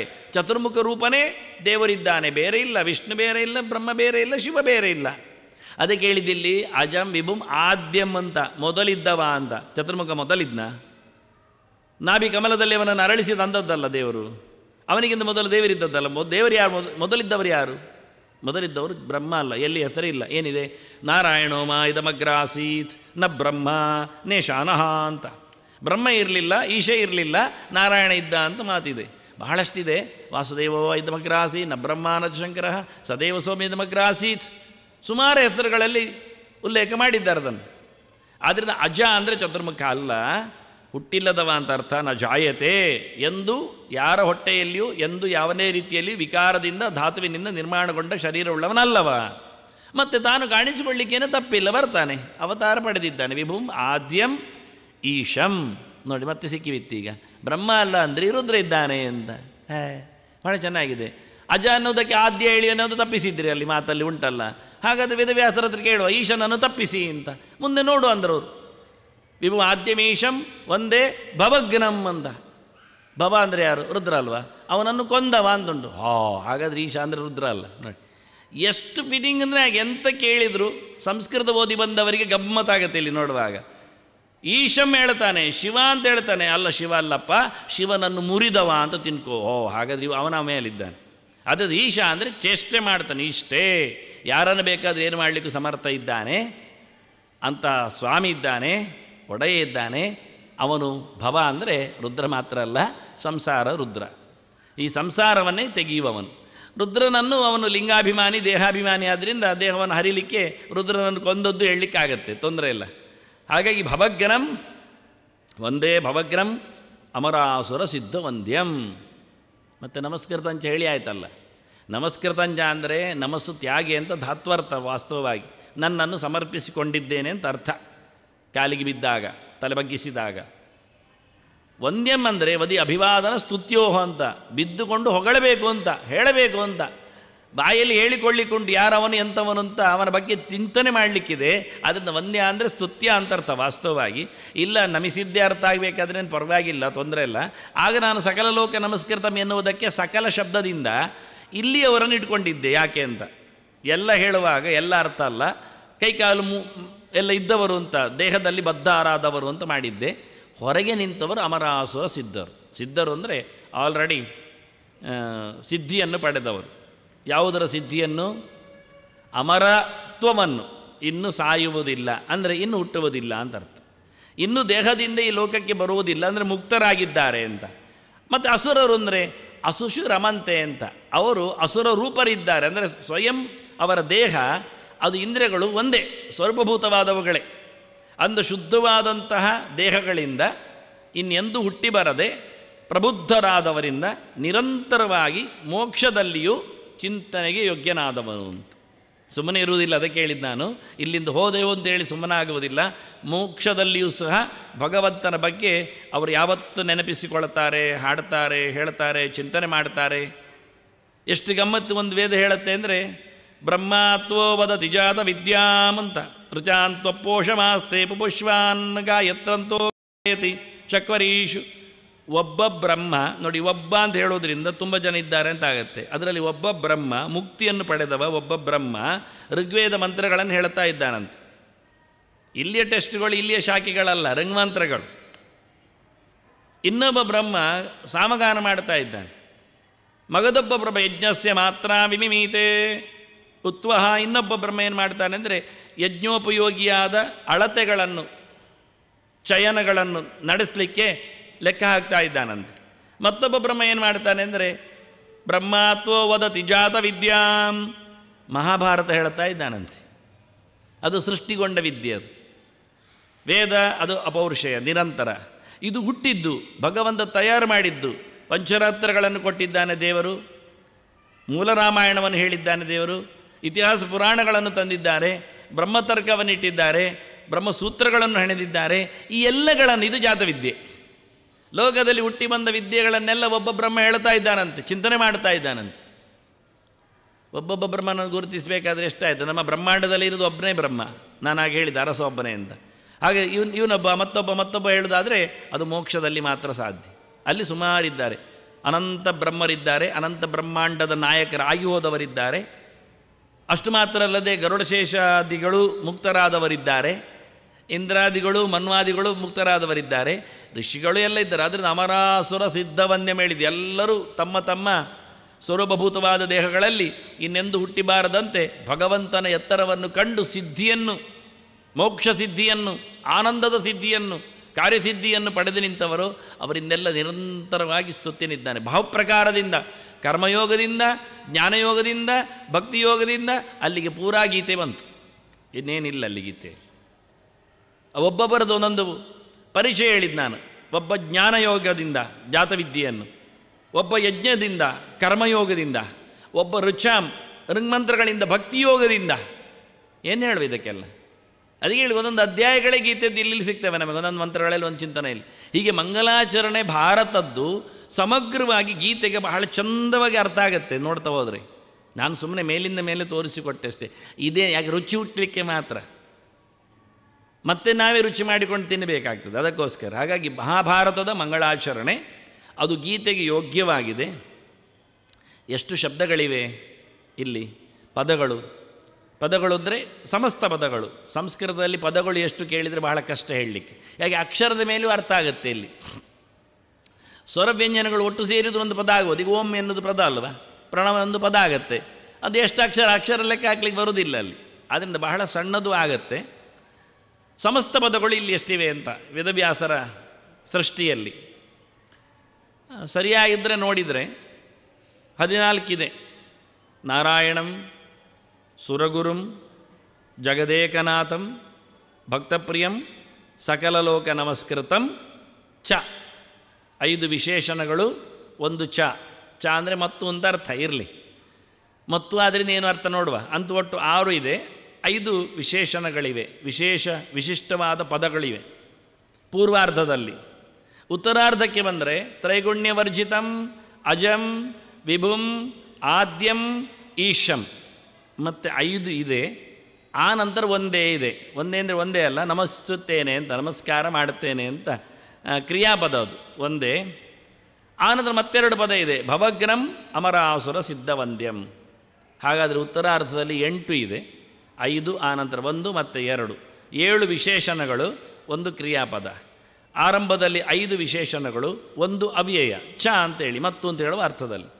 ಒಟ್ಟೆಷ್ಟಾಯ್ತಾಗ 5 ಮತ್ತು 7 ಮತ್ತೊಂದು ಮತ್ತೊಂದು, ಒಟ್ಟಿಗೆ 14 ಆಯಿತು. 13 ಬೇಡ ಅಂತ ವೇದವ್ಯಾಸರು 14 ಮಾಡಿದ್ದಾರೆ ಪೂರಾಕ್ಕೆ.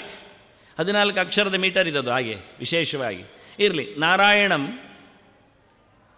ಸುರಗುರುಂ ಜಗದೇಕನಾಥಂ ಭಕ್ತಪ್ರಿಯಂ ಸಕಲಲೋಕ ನಮಸ್ಕೃತಂ ಚ ಬೇಡ, ಅದು ವಿಶೇಷಣ ಅಲ್ಲ. ತ್ರೈಗುಣ್ಯವರ್ಜಿತಂ ಅಜಂ ವಿಭುಂ ಆದ್ಯಂ ಈಶಂ 10 ಆಯಿತು. ಒಂದೇ ನಮಸ್ಕಾರ ಮಾಡುತ್ತೇನೆ ಅಂತದ್ದು ಬೇಡ. ಭವಗ್ರಂ ಅಮರಾಸುರ ಸಿದ್ಧವಂದ್ಯಂ 12 ಪದಗಳಿವೆ. ಇದು 12 ಕೃಷ್ಣನ ಸಂಖ್ಯೆ, ಭಾಗವತದ ಸಂಖ್ಯೆ. ಅದು ಭಾಗವತದ ಪ್ರತಿರೂಪ ಕೃಷ್ಣ. 12 ಯಾಕೆ ಹೇಳಿತ್ತು ಕೇಳಿದರೆ 12 ರೂಪ ಚಿಂತನೆ ಮಾಡಲಿಕ್ಕೆ ಅಂತ. 12 ಅದು ಕೇಶವಾದಿಯ ಅಂತ ಕೆಲವರು ಕೇಳಿ ದ್ವಾದಶ ಮೂರ್ತಿ ಆರಾಧನೆ ಎಲ್ಲ ಮಾಡುವವರುಂಟು. ಆದರೆ ಎಲ್ಲಿಯೂ ಸಹ 12 ದ್ವಾದಶ ಮೂರ್ತಿಯಲ್ಲಿ ಸೇರಿಸಿದ್ದಿಲ್ಲ. 24ರಲ್ಲಿ ಅದನ್ನು ಸೇರಿಸಿದ್ದಾರೆ. ಅವರದ್ದು 2 ಇದೆ, ಕೃಷ್ಣ ಪಕ್ಷ ಶುಕ್ಲ ಪಕ್ಷದ ಒಟ್ಟು ಸೇರಿದ 24 ಗಾಯತ್ರಿ ರೂಪಗಳಾಗಿ ಅಕ್ಷರ ರೂಪಗಳಾಗಿವೆ. ಮುಖ್ಯವಾಗಿ ದಶಾವತಾರಗಳು ಇಲ್ಲಿ ಮುಖ್ಯ. ಕೃಷ್ಣ ಇಲ್ಲಿದ್ದಾನೆ ವಿಶೇಷವಾಗಿ. ಮಹಾಭಾರತದ ಅಧಿದೇವತೆ ವಾಸುದೇವಸ್ಯ ಮಾಹಾತ್ಮ್ಯಂ ಸಮ್ಯಕ್ ದ್ವೈಪಾಯನೋ ಬ್ರವೀತ್ಸ್. ವೇದವ್ಯಾಸರು ಒಂದು ಪ್ರತಿಜ್ಞೆ ಮಾಡಿದ್ದಾರೆ ಮಹಾಭಾರತದಲ್ಲಿ. ಏನು ಕೇಳಿದರೆ, ಮಹಾಭಾರತದಲ್ಲಿ ಉದ್ದಕ್ಕೆ ಕೃಷ್ಣನನ್ನು ಹೇಳಿದ್ದೇನೆ ಅಂತ, ಕೃಷ್ಣನ ಚರಿತೆಯನ್ನೇ ನಾನು ಕೊಟ್ಟಿದ್ದೇನೆ ಅಂತ. ಆದರೆ ನನಗೊಂದು ಸುಲಭವಾದ ಗೆರೆ ಸಿಕ್ಕಿತು. ಭಗವದ್ಗೀತೆಯಲ್ಲಿ ಕೃಷ್ಣ ಪಾರಮ್ಯ ಅಂತ ಕೇಳಿದರೆ ಅದು ಮಹಾಭಾರತದಲ್ಲೇ ಕೃಷ್ಣನ ಪಾರಮ್ಯ ಇದೆ ಅಂತ ವೇದವ್ಯಾಸರು ಡಿಕ್ಲೇರ್ ಮಾಡಿದ್ದಾರೆ. ಗೀತೆಯಲ್ಲಿ ನೋಡೋದು ಕಮ್ಮಿಯ? ಅದು ವಿಷಯ. ಮಹಾಭಾರತದಲ್ಲಿಯೇ ಕೃಷ್ಣನೇ ಪರಮ ಅಂತೇಳಿ ವೇದವ್ಯಾಸರು ಮಾಡಿ ಆಗಿದೆ, ತೋರಿಸಿ ಆಗಿದೆ, ಹೇಳಿಯೂ ಆಗಿದೆ. ಮತ್ತು ಅದು ಗೀತೆ ಅದರದ್ದು ಸಾರ. ಆದ್ದರಿಂದ ಖಂಡಿತವಾಗಿಯೂ ಗೀತೆಯಲ್ಲಿ ಅದು ರಿಫ್ಲೆಕ್ಟ್ ಆಗಲೇಬೇಕಲ್ಲ, ನಾವು ನೋಡಬೇಕಷ್ಟೆ. ಆದ್ದರಿಂದ ಇದು ಸಹಜವಾಗಿ ವೇದವ್ಯಾಸರೇ ಹೇಳಿಕೊಂಡ ಮಾತು. ವಾಸುದೇವಸ್ಯ ಮಾಹಾತ್ಮ್ಯಂ. ಮಾಹಾತ್ಮ್ಯ ಅಂದರೆ ಮಹಾನ್ ಆತ್ಮ ಅಂತ, ದೊಡ್ಡ ಜನ ಅಂತ, ದೊಡ್ಡಸ್ತಿಕೆ ಅಂತ. ಅಂತಹ ಭಗವಂತನೇ ದೊಡ್ಡವ ಎನ್ನುವಂಥದ್ದು ಚೆನ್ನಾಗಿ ವೇದವ್ಯಾಸರು ಮಹಾಭಾರತದಲ್ಲಿ ಹೇಳಿದ್ದಾರೆ ಅಂತ ವೇದವ್ಯಾಸರೇ ಹೇಳೋದು. ಅಂದರೆ ವೇದವ್ಯಾಸರು ಹೇಳಿಸಿದ್ದಾರೆ, ವೈಶಂಪಾಯನರು ಹೇಳುವಾಗ, ಸೂತ ಹೇಳುವಾಗ ಹೇಳಿಸಿದ್ದಾರೆ ಚೆನ್ನಾಗಿ. ವೇದವ್ಯಾಸರು ವಾಸುದೇವನ ಮಹಿಮೆಯನ್ನು, ವಸುದೈವ ಪುತ್ರನಾದ ಕೃಷ್ಣನ ಮಹಿಮೆಯನ್ನು ಮತ್ತೆ ಪುನಃ ಅದು ಹೇಳಬೇಕು ನಾನು, ಹಾಗೆ ಅವನು ಹೇಳಿದ್ದಾರೆ ಅಂತ ಇರಲಿ. ಹೀಗಾಗಿ ಇಲ್ಲಿ ಬಹಳ ಚಂದವಾಗಿ ಗೀತೆಯ ಚಿಂತನೆಯಲ್ಲಿ ಭಾರತದ ಮಂಗಳಾಚರಣೆಯಲ್ಲಿ 12 ಪದಗಳಲ್ಲಿ ಭಗವಂತನ ರೂಪಗಳನ್ನು ನೋಡಬೇಕು. ನೋಡಿ ಮುಂದೆ ಹೋಗುವ. ನಾರಾಯಣಂ ಅಂದರೆ ಸುಲಭ ಇದೆ ನಿಮಗೆ ಹೇಳಲಿಕ್ಕೆ. ಅದು 12 ಯಾಕೆ ಆಯಿತು ಅಂತ ಕೇಳಬೇಕು. ನಿಜವಾಗಿ ದಶಾವತಾರ ಇರುವುದು, ಇಲ್ಲಿ ಕೆಲವು ಹೆಚ್ಚಾಗುವುದಿಲ್ಲ. ಹಾಗೆ ದಶಾವತಾರ ಇರುವಾಗ ಮತ್ಸ್ಯ, ಕೂರ್ಮ, ವರಾಹ, ನರಸಿಂಹ, ವಾಮನ, ಪರಶುರಾಮ, ರಾಮ, ಕೃಷ್ಣ, ಬುದ್ಧ, ಕಲ್ಕಿ. ಇದು ಆಚಾರ್ಯರ ಹಿಂದೆಯೂ ಅಂದರೆ ಮಧ್ವಾಚಾರ್ಯರ ಹಿಂದೆಯೂ ಇದನ್ನೇ ಪರಿಗ್ರಹಿಸಿದ್ದಾರೆ. ಯಾಕೆಂದರೆ ಪುರಾಣಗಳಲ್ಲಿ ಹೀಗೆ ಇರುವುದು. ಮತ್ಸ್ಯ, ಕೂರ್ಮ, ವರಾಹಶ್ಚ, ಸಿಂಹ, ವಾಮನ, ಭಾರ್ಗವಾಹ, ರಾಮಶ್ಚ, ಕೃಷ್ಣಶ್ಚ, ಬುದ್ಧ, ಕಲ್ಕಿ, ದಶೆ ತಥೈವಚ ಅಂತೇಳಿ ಸುಮಾರು ಕಡೆಯಲ್ಲಿ ತುಂಬ ಪುರಾಣಗಳು ಇದನ್ನು ಮಾತಾಡಿವೆ. ದಶಾವತಾರ ಅಂದರೆ ಇವರೇ 10 ಜನ. ಇದರಲ್ಲಿ ತಪ್ಪಿಸಲಿಕ್ಕಿಲ್ಲ, ಸೇರಿಸಲಿಕ್ಕಿಲ್ಲ. ತಪ್ಪು ಹೇಳಿದರೆ ಅದು ತಪ್ಪೆ, ಸೇರಿಸಿದ್ರು ತಪ್ಪೆ. ಆದರೆ ಈ 10 ಜನರ ಜೊತೆಯಲ್ಲಿ ಇನ್ನಿಬ್ಬರಿದ್ದಾರೆ 12 ಆಗಲಿಕ್ಕೆ. ಇದು ಕಷ್ಟ. ಇದನ್ನು ಮಧ್ವಾಚಾರ್ಯರು ಹೇಳುತ್ತಾರೆ ಒಂದು ಕಡೆಯಲ್ಲಿ 12 ಮಾಡಿ. ಆಗ ನಾವು ಸಿಕ್ಕಿ ಬೀಳ್ತೇವೆ ಕೆಲವೊಮ್ಮೆ. ಮತ್ಸ್ಯ ಕಶ್ಯಪವು ಕೋಲೋ ನೃಸಿಂಹ ಸವಟು ಜಾಮದಗ್ನೇರಗುದ್ವಹೌ ವಾಸಿಷ್ಠ ಯಾದವೌ ಕೃಷ್ಣವು ಆತ್ರೇಯೋ ಬುದ್ಧ ಕಲ್ಕಿನವು 12 ಮಾಡಿದರು ಅವರು. ಹೇಗೆ 12 ಮಾಡಿದರು ಅಂದರೆ ರಾಮನ ನಂತರದಲ್ಲಿ ವಾಸಿಷ್ಠ ಯಾದವೌ ಕೃಷ್ಣವು ಅಂತ ಇಬ್ಬರು ಕೃಷ್ಣನನ್ನು ಹೇಳಿಬಿಟ್ರು ಅವರು. ಕೃಷ್ಣ ಒಂದು ಕೃಷ್ಣ ಯದುವಂಶದವ ಯಾದವ ಕೃಷ್ಣ, ಇನ್ನೊಂದು ಕೃಷ್ಣ ವಾಸಿಷ್ಠ ಕೃಷ್ಣವನು. ವಾಸಿಷ್ಠ ಯಾದವ ವಸಿಷ್ಠನ ವಂಶದಲ್ಲಿ ಬಂದವ ವಸಿಷ್ಠ, ಅವನ ಮಗ ಶಕ್ತಿ, ಅವನ ಮಗ ಪರಾಶರ, ಅವನ ಮಗ ವ್ಯಾಸ. ಹಾಗೆ ಇಬ್ಬರನ್ನು ಕೃಷ್ಣರನ್ನು ಗುರುತಿಸಲಿಕ್ಕೆ ಉಂಟು. ಅಲ್ಲಿಗೆ ಒಂದು ಹೆಚ್ಚಿಗೆ ಆಯಿತು. ಆನಂತರ ಆತ್ರೇಯ ಅಂತಾರೆ. ಅತ್ರಿಯ ಮಗ ಅನಸೂಯೆಯಿಂದ ಹುಟ್ಟಿ ಬಂದವ ದತ್ತ, ಅವನನ್ನು ಇಟ್ಟುಕೊಳ್ಬೇಕು ಅಂತ. ಅದು ಯಾಕೆ ಎನ್ನುವುದೇ ಒಂದು ದೊಡ್ಡ ಸಂಗತಿ. ಇದು ಬಂದದ್ದು ಎಲ್ಲಿ ಮಧ್ವಾಚಾರ ವಾಕ್ಯ ಅಂದರೆ ತಂತ್ರಸಾರ ಸಂಗ್ರಹದಲ್ಲಿ ಬಂದದ್ದು. ಹೆಚ್ಚು ಜನ ಓದದ ಹೊತ್ತಗೆ ಅದು, ಆದರೆ ಹೆಚ್ಚು ಜನರಿಗೆ ಇಷ್ಟವಾದ ಹೊತ್ತಗೆ ಅದು. ಯಾಕೆಂದರೆ ಎಲ್ಲರೂ ಜಪ ಪೂಜೆ ಮಾಡ್ತಾರಲ್ಲ, ಅದು ಇರುವುದಲ್ಲಿ ಗೊತ್ತೇ ಇಲ್ಲ ಅವರಿಗೆ. ತಂತ್ರಸಾರದಲ್ಲೇ ಇರುವುದು. ಆಚಾರ್ಯ ಮಧ್ವರು ಕೊಟ್ಟ ತಂತ್ರಸಾರ ಸಂಗ್ರಹ ಅದು ಅರ್ಥವಾಗಲಿಲ್ಲ ಎಷ್ಟೋ ಜನರಿಗೆ. ಆದರೂ ಹೊತ್ತಗೆ ಇದೆ, ಪೂರ್ತಿ ಅರ್ಥ ಆಗಿಲ್ಲ. ಅರ್ಥ ಆಗಿಲ್ಲ ಅಂದರೆ ಪೂರ್ತಿ ಅಂದರೆ ಶುದ್ಧವಾಗಿ ಅರ್ಥ ಆಗ್ತದೆ ಕೆಲವರಿಗೆ, ಅವರೇ ಹೇಳಿಕೊಂಡದ್ದೇ ಅರ್ಥ ಆಗೋದಿಲ್ಲ ಶುದ್ಧವಾಗಿ. ಇಲ್ಲಿ ಈ ಲೆಕ್ಕದಲ್ಲಿ ನೋಡಿದರೆ ಬಹಳ ಚಂದವಾಗಿ 12 ಹೇಳಿದ್ದು ಅಲ್ಲಿ ಅವರು. ಇವರನ್ನು ಕ್ರೊನಾಲಜಿಕಲಿ ಹೇಳುತ್ತಾರೆ. ಮತ್ಸ್ಯ, ಕೂರ್ಮ, ವರಾಹ, ನರಸಿಂಹ, ವಾಮನ, ಪರಶುರಾಮ, ರಾಮ, ವೇದವ್ಯಾಸ, ಕೃಷ್ಣ, ದತ್ತ, ಬುದ್ಧ, ಕಲ್ಕಿ. ಆ ಕ್ರಮವನ್ನು ತಪ್ಪಿಸುವುದಿಲ್ಲ ಅವರು. ನಾನು ತಂತ್ರ ಸಮೀಕ್ಷೆ ಬರೆದಾಗ ಅಂದರೆ ಸಂಸ್ಕೃತದಲ್ಲಿ ವ್ಯಾಖ್ಯಾನ ಬರೆದಾಗ ಹುಡುಕ್ತಾ ನೋಡ್ತಾ ಹೋದೆ. ಇದಕ್ಕೊಂದು ನನಗೆಂತ ಅಂದರೆ ಮಧ್ವಾಚಾರ್ಯ ಹೇಳಿದ್ದಕ್ಕೆ ಇತರ ಕಡೆಯಲ್ಲಿ ಪ್ರಮಾಣಗಳು ಬೇಕು ಅಂತ ನನ್ನ ಒಂದು ವ್ಯೂ. ಅವರೇ ಪ್ರಮಾಣ, ಅವ್ರು ಹೇಳಿದ ನಂತರ ಒಪ್ಪಲಿಕ್ಕೆ ಏನು ಆಚೀಚೆ ಅಲ್ಲ. ಆದರೆ ಜನರು ಕೇಳುವುದಿಲ್ಲಲ್ಲ ಕೆಲವೊಮ್ಮೆ. ಅವರೇ ಅಂದರೆ ಇವತ್ತೊಂದು ಅವರ ಮೇಲೆ ಒಂದು ಆಪಾದನೆ ಇದೆ, ಮಧ್ವಾಚಾರ್ಯರು ತಮಗೆ ಬೇಕಾದ ಗೆರೆಗಳನ್ನು ಬರೆದಿದ್ದಾರೆ ಅಂತ. ಇದ್ದದ್ದನ್ನು ಕೊಟ್ಟದ್ದಲ್ಲ. It nots you quoting. ಅವ್ರು ಹೇಳೋದು ಇಟ್ ಈಸ್ ರೈಟಿಂಗ್, ಅವರೇ ಮಾಡಿದ್ದು ಕಂಪೈಲಿಂಗ್ ಅಂತ. ಪ್ರಮಾಣಗಳನ್ನು ಮಧ್ವಾಚಾರ್ಯರು ಹೊಸದದ್ದು ಅಂತ ಕೆಲವರು ಹೇಳುತ್ತಾರೆ. ಅದಲ್ಲ ಎನ್ನುವುದು ಪೂರ್ವಾಚಾರ್ಯರು ತೋರಿಸಿದ್ದನ್ನು ತೋರಿಸಲಿಕ್ಕೆ ಬರುತ್ತೆ ಬಿಡಿ. ಎಲ್ಲ ಗೆರೆಗಳು ಇವತ್ತು ಸಿಗ್ತವೆ ಆಚೀಚಿನದ್ದು, ಸ್ವಲ್ಪ ಆಚೀಚಿರುತ್ತೆ, ನಾವು ಚೇಂಜ್ ಮಾಡಿರಬಹುದು, ಬಹಳ ಚೆನ್ನಾಗಿರುತ್ತೆ. ನೋಡು, ನಾನು ಇಡೀ ಕೃಷ್ಣ ಪಾರಂಭ್ಯಕ್ಕೆ ಬಂದಾಗ ನಾನು ತೋರಿಸ್ತೇನೆ ಬಂದಾಗ ಹೇಗಿರುತ್ತೆ ಅಂತ. ಹಾಗೆ ಇಲ್ಲಿ ಮಧ್ವಾಚಾರ್ಯರು ಈ 12 ಜನರನ್ನು ಎತ್ತಿ ಹೇಳಿದಾಗ, ಅದಕ್ಕೊಂದು ಕ್ರಮವನ್ನೇ ಇಟ್ಟು ಹೇಳಿದಾಗ ನನಗೆ ಯಾಕೆ ವೇದವ್ಯಾಸರು ಬಂದದ್ದು ಸೊಗಸಾಗತ್ತೆ, ಪರವಾಗಿಲ್ಲ. ಕೃಷ್ಣನ ಮುಂಚೆ ವೇದವ್ಯಾಸರ ಅವತಾರ ಮಾಡಿದ್ದಾರೆ, ಎಲ್ಲ ಇಲ್ಲದಿದ್ದರೂ ಒಂದು ತೊಂದರೆ ಇಲ್ಲ, ಬರಲಿ, ಎಂಟ್ರಿ ಆಗಲಿ. ಆದರೆ ದತ್ತ ಬಂದರೆ ಕಷ್ಟ ಆಗತ್ತೆ. ಯಾಕೆಂದರೆ ಸುಮಾರು ಜನರಿಗೆ ಬರಲಿಕ್ಕೆ ಎಲ್ಲಿ ಉಂಟು ಜಾಗ. ಕಪಿಲ ಇದ್ದಾನೆ, ಯಜ್ಞ ಇದ್ದಾನೆ, ಮೈದಾಸ ಇದ್ದಾನೆ, ನೋಡಲಿಕ್ಕೆ ಹೋದರೆ ಬಾರದವರು ತುಂಬ ಜನ ಇದ್ದಾರೆ. ಹಂಸ ಇದ್ದಾನೆ, ಹಯಗ್ರೀವೆ ಇದ್ದಾನೆ, ಮೋಸ್ಟ್ ಪಾಪ್ಯುಲರ್ಸ್ಗಳೆಲ್ಲ. ಇವರೆಲ್ಲ ಬಿಟ್ಟು ದತ್ತನಿಗೊಂದು ಮಣೆ ಯಾಕೆ ಕೊಟ್ಟರು, 12 ಮಾಡಲಿಕ್ಕೂ ಏನೋ ಅಂತ. ಯಾವೊಬ್ಬನೂ ತಂತ್ರಸಾರ ಸಂಗ್ರಹದಲ್ಲಿ ಅದಕ್ಕೆ ಉತ್ತರವನ್ನು ಚೆನ್ನಾಗಿ ಕೊಟ್ಟಿಲ್ಲ ವ್ಯಾಖ್ಯಾನಕಾರ ಇವತ್ತಿನವರೆಗೆ. ಎಟ್ ಪ್ರೆಸೆಂಟ್ ನಾನು ಹೇಳುತ್ತೇನೆ, ಯಾಕೆಂದರೆ ನಾನು ಪೂರ್ವಾಚಾರ್ಯರ ಮಾತ್ರ ನೋಡಿದ್ದಲ್ಲ, ಇವತ್ತಿನವರೆಗೂ. ಆದರೆ ನಾನು ಅದಕ್ಕೆ ಪ್ಯಾರಲ್ ಆಗಿ ಪುರಾಣಗಳಲ್ಲಿರತಕ್ಕ ಮಾತುಗಳನ್ನು ಕೊಟ್ಟಿದ್ದೇನೆ, ಹುಡುಕಿದ್ದೇನೆ, ಹೇಳಿದ್ದೇನೆ. ಅದು ಯಾಕೆ, ಏನು, ಹೇಗೆ ಅಂತ. ಅದೇ 12 ಎತ್ತಿಕೊಂಡದ್ದು ವೇದವ್ಯಾಸರೇ ಹೇಳಿದ್ದದು. ವೇದವ್ಯಾಸರು ಹೇಳಿದ ನಂತರ ಮಧ್ವಾಚಾರ್ಯ ಬಾಯಿ ಮುಚ್ಚಿಟ್ಕೊಳ್ತಾರೆ. ಆದರೆ ಮಧ್ವಾಚಾರ್ಯರು ತೋರಿಸಲಿಲ್ಲ, ಹೇಳಿದ್ದಷ್ಟೇ. ಆದರೆ ವೇದವ್ಯಾಸರದನ್ನು ಹೇಳಿದ್ದಾರೆ. ಅದಕ್ಕೆ ಇಲ್ಲಿ ನಾನೊಂದು ಪ್ರೂಫ್ ಕೊಡ್ತಾ ಇದ್ದೇನೆ ಇವತ್ತು, ಮೊದಲ ಬಾರಿಗೆ. ಇದು ನಾರಾಯಣಂ ಸುರಗುರುಂ ಶ್ಲೋಕದಲ್ಲಿ 12 ವಿಶೇಷಣಗಳಿಂದ ಈ 12 ಅವತಾರಗಳನ್ನೇ ವೇದವ್ಯಾಸರು ಹೇಳಿದ್ದು. ಇದು ಮಧ್ವಾಚಾರ್ಯಗೊಂದು ಕ್ಲೂ ವಾಸ್ತವವಾಗಿ. ಇವತ್ತು ನಿಮಗದು ಹೊಸತ್ತು. ನಾರಾಯಣಂ ಎನ್ನುವುದು ಅದು ಮತ್ಸ್ಯ. ನಾನು ಹೇಳಿದಲ್ಲ, ಕ್ರೋನಾಲಜಿ ತಪ್ಪಿಸ್ಲಿಕ್ಕಿಲ್ಲ. ಈಗ ನೋಡಲಿಕ್ಕೆ ಅಲ್ಲಿದ್ದಾನೆ, ಮತ್ಸ್ಯದಿಂದ ಶುರು ಮಾಡಿ, ಮಧ್ಯೆಯಲ್ಲಿ ಒಂದು ವೇದವ್ಯಾಸರನ್ನು ಕೂಡಿಸಿಕೊಳ್ಳಿ ಅಷ್ಟೇ, ಮತ್ತು ದತ್ತನನ್ನು ಇಟ್ಟುಕೊಳ್ಳಿ, ಬಲರಾಮನನ್ನು ತೆಗೀರಿ, ಬುದ್ಧನನ್ನು ಹಾಕಿಕೊಳ್ಳಿ ಅಷ್ಟೇ, ಅದೇ ಮತ್ತೆ ಸಮ ಆಗುತ್ತೆ ಬಿಡಿ. ಅದು ಒಂದಿದೆ, ನಮ್ಮಲ್ಲಿಲ್ಲ. ನಮ್ಮಲ್ಲಿಂದ ಪುರಾಣಗಳಲ್ಲಿಲ್ಲ. ಅದನ್ನು ಹೊರಗಿಟ್ಟಿದ್ದಾರೆ. ಬಲರಾಮನನ್ನು ಯಾರು ಹೇಳಬಾರ್ದು, ನಾನು ಕೆಲವೊಮ್ಮೆ, ನಮಗೆ ಯಾಕೆ ಅವರೆಲ್ಲ ಹೇಳುವವರು. ಕೃಷ್ಣನನ್ನು ಹೊರಗಿಡಲಿಲ್ಲ, ಬುದ್ಧನನ್ನು ಹೊರಗಿಟ್ಟು ಬಲರಾಮನನ್ನು ಇಟ್ಟುಕೊಂಡ್ರು. ಬುದ್ಧ ಸ್ವಲ್ಪ ಬೇಡ ಅಂತ ನಮಗೆ. ಕೃಷ್ಣನ ಪಕ್ಕದಲ್ಲಿ ಬಲರಾಮ ಇದ್ದಾನಲ್ಲ. ಏಕೋನವಿಂಶೇ ವಿಂಶತಿಮೇ ವೃಷ್ಣಿಷು ಪ್ರಾಪ್ಯ ಜನ್ಮನಿ ರಾಮಕೃಷ್ಣವು ಇತಿ ಭುವಃ. ಭಾಗವತದಲ್ಲಿ ಒಂದು ಕಡೆ ಆ ಮಾತು ಬರುತ್ತೆ. ರಾಮಕೃಷ್ಣವು, ಬಲರಾಮ ಮತ್ತು ಕೃಷ್ಣ ಅವರಿಬ್ಬರೂ ಇದ್ದಾರೆ. ಬಲರಾಮನಲ್ಲಿ ವಿಶೇಷವಾದ ಆವೇಶ ಇದೆ ದೇವರದ್ದು. ದೇವರಂತೂ ಕೃಷ್ಣಪೂರ್ಣನೇ ಇದ್ದಾನೆ ಹೇಳಿಕೊಂಡು ಇಬ್ಬರನ್ನು ಮೆಲ್ಲಕ್ಕೆ ಸೇರಿಸಿಕೊಂಡವರಿದ್ದಾರೆ. ಆದರೆ ನಿಜವಾಗಿ ಇದು ರಾಂಗ್. ಬುದ್ಧನೇ ಬೇಕಲ್ಲಿ, ಬಲರಾಮ ಬೇಡ, ಇರಲಿ, ಅದು ವಿಶ್ಲೇಷಣೆ ಇಲ್ಲ. ಇಲ್ಲಿ ಶ್ಲೋಕದಲ್ಲಿ ಬರುವಾಗ ನೋಡುತ್ತೇನೆ. ನಾರಾಯಣಂ ಎನ್ನುವುದು ಮತ್ಸ್ಯ, ನಾರಾಯಣ ನೀರಿನಲ್ಲಿ ನೆಲೆಗೊಂಡವನು, ಬೆಳೆದು ನಿಂತವನು, ಅಯಗತೌ ಧಾತು. ನಾರ ಅಂದರೆ ನೀರು. ಆಪೋ ನಾರಾಹ ಇತಿ ಪ್ರೋಕ್ತಾ ಆಪೋ ವೈ ನರಸೂನವಃ ಅಯನಂ ತಸ್ಯತಾ ಪೂರ್ವಂ ತೇನ ನಾರಾಯಣ ಸ್ಮೃತಃ.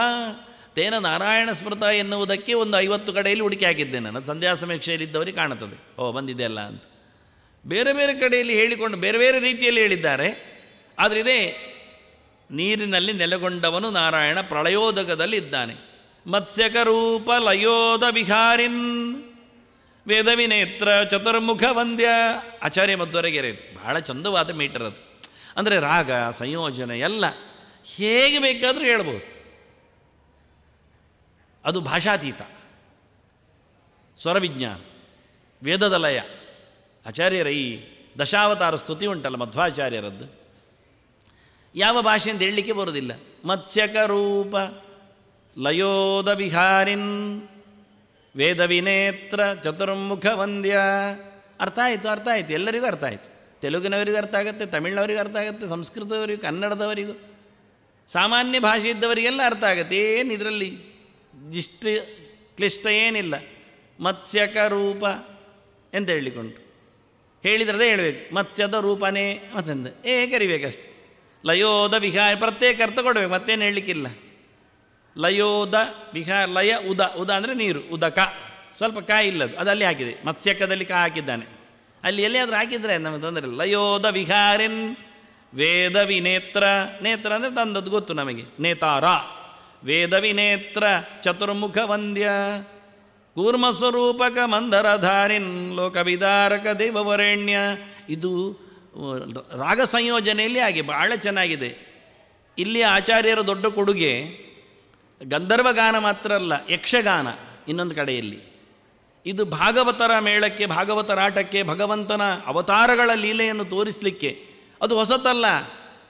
ಕೃಷ್ಣನ ಲೋಕದಲ್ಲಿಯೇ, ಗೋಕುಲದಲ್ಲಿಯೇ ಕೃಷ್ಣನ ಜನ್ಮಾಷ್ಟಮಿಯಂದು ಗೊಲ್ಲತಿಯರೆಲ್ಲ ಸೇರಿಕೊಂಡು ಕೃಷ್ಣವೇಷ ಹಾಕಿ ಕುಣಿತಿದ್ರು. ಪೂತನಾಯಂತ್ಯಾ ಕಾಚಿತ್, ಒಬ್ಬಳು ಪೂತನಿಯಾಗಿ ಬರುವುದು, ಒಬ್ಬಳು ಕೃಷ್ಣನಾಗಿ ಬರೋದು, ಆಡೋದು. ನನ್ನ ಕತೆ ಹೇಳಬೇಕಾಗಿಲ್ಲ ಮತ್ತೇನು ಆಡ್ತಾರೆ ಅಂತ. ಒಬ್ಬ ಕಾಳಿಯನಾಗಿ ಬರೋದು, ಒಬ್ಬ ಕೃಷ್ಣನಾಗಿ ಬರೋದು, ಕುಣಿಯೋದು. ಇದು ಆಗ ಗೋಕುಲದಲ್ಲಿ 5000 ವರ್ಷದ ಕೆಳಗೆ ಕೃಷ್ಣ ಜನ್ಮೋತ್ಸವದೊಂದು ಆಗ್ತಾ ಇದ್ದ ಕತೆ. ಈಗ ನಮಗೆ ಮಾಡಲಿಕ್ಕೆ ಮಂಡೆ ಮಾರಿ ಆಗ್ತದೆ ಕೆಲವೊಮ್ಮೆ. ಅಂಥದ್ದೆಲ್ಲ ಮಾಡೋದಿಲ್ಲ, ನಾವು ಬೇರೆಲ್ಲ ಮಾಡ್ತೇವೆ, ವೇಷ ಹಾಕ್ತೇವೆ. ಏನಾಯಿತು ಕೇಳಿದರೆ, ಕೃಷ್ಣ ಹುಟ್ಟಿದ, ಕೃಷ್ಣ ಹುಟ್ಟಲಿಲ್ಲ, ಹುಟ್ಟಿದ. ಕೃಷ್ಣ ಹೆಸರು ಆಗಲಿಲ್ಲ, ಕಪ್ಪಿತ್ತು, ಆದ್ದರಿಂದ ಕೃಷ್ಣ ಕರೆಯುವ, ನಮಗೇನು ಕರೀಲಿಕ್ಕೆ ನಾವೇ ಹೆಸರು ಕೊಡುವವರಲ್ವ. ಹುಟ್ಟಿದ. ಈ ಊರು ಕೇರಿಗೆಲ್ಲ ಯಶೋದೆಗೆ ಗಂಡು ಮಗುವಾಯಿತು ಅಂತ ಸುದ್ದಿ ಬಂತು. ಮರುದಿನ ಮಧ್ಯರಾತ್ರಿಯಲ್ಲಿ ಸಿಕ್ಕಿದ್ದದು ಮಗು, ಸಿಕ್ಕಿದ್ದು ಹೇಳ್ಬೇಕು ನಾನು, ಮತ್ತು ಹುಟ್ಟಿದಲ್ಲಿ ಹೇಳೋದು, ಹುಟ್ಟಿದಲ್ಲಿ ಉಂಟು ಅದು ಬುಟ್ಟಿಯಲ್ಲಿ ಹೋಗಿದೆ ಆಚೆ. ಇಲ್ಲಿ ಬಂದದ್ದು ಬೇರೆ ಕತೆ ಕೇಳಿದರೆ. ಊರಿಗೆಲ್ಲ ಸುದ್ದಿ, ಗಂಡು ಮಗು ಕಪ್ಪು ಉಂಟು, ಚೆನ್ನಾಗಿದೆ ಅಂದ. ಕಪ್ಪುದು ಚೆನ್ನಾಗಿದೆ ನೋಡಿ ಮತ್ತೆ. ಹಾಗಾಗಿ ಊರಿಗೆ ಸುದ್ದಿ ಬೆಳಿಗ್ಗೆ ಸಿಕ್ಕಿತು, ಮಧ್ಯರಾತ್ರಿಯಲ್ಲಿ ಹುಟ್ಟಿದ್ರಿಂದ. ಬೆಳಿಗ್ಗೆ ಆದಾಗ ಎಲ್ಲರೂ ಆಚೆ ಈಚೆ ಹೊತ್ಕೊಂಡು ಹೋಗೋರು, ಮಡಿಕೆಯಲ್ಲಿ ಹಾಲು ಮೊಸರು ತುಪ್ಪ ಎಲ್ಲ ಒಂದು ಕಡೆಯಿಂದ ಒಂದು ಕಡೆ ಕೊಡಲಿಕ್ಕೆ, ಕೊಟ್ಟು ಬರಲಿಕ್ಕೆ, ತಂದು ಬರಲಿಕ್ಕೆ ಎಲ್ಲ. ಸುದ್ದಿ ಖುಷಿಯಾದ್ದು ಕೇಳಿದ ತಕ್ಷಣ ಏನು ಮಾಡಿದ್ದಾರೆ ಕೇಳಿದರೆ, ಭಾಳ ಚೆನ್ನಾಗಿ ಹಾಲಿನ ಮಡಿಕೆಯಲ್ಲಿ ಹಾಲನ್ನೇ ಇನ್ನೊಬ್ಬರ ಮುಸುಡಿಗೆ ಹಾಕಿದ್ದಾರೆ, ಮಂಡೆ ಹಾಕಿದ್ದಾರೆ. ಆಸಿಂಚಂತಹ ವಿಲಿಂಪಂತಹ ನವನೀತೈ ಚ ಶಿಕ್ಷುಭು.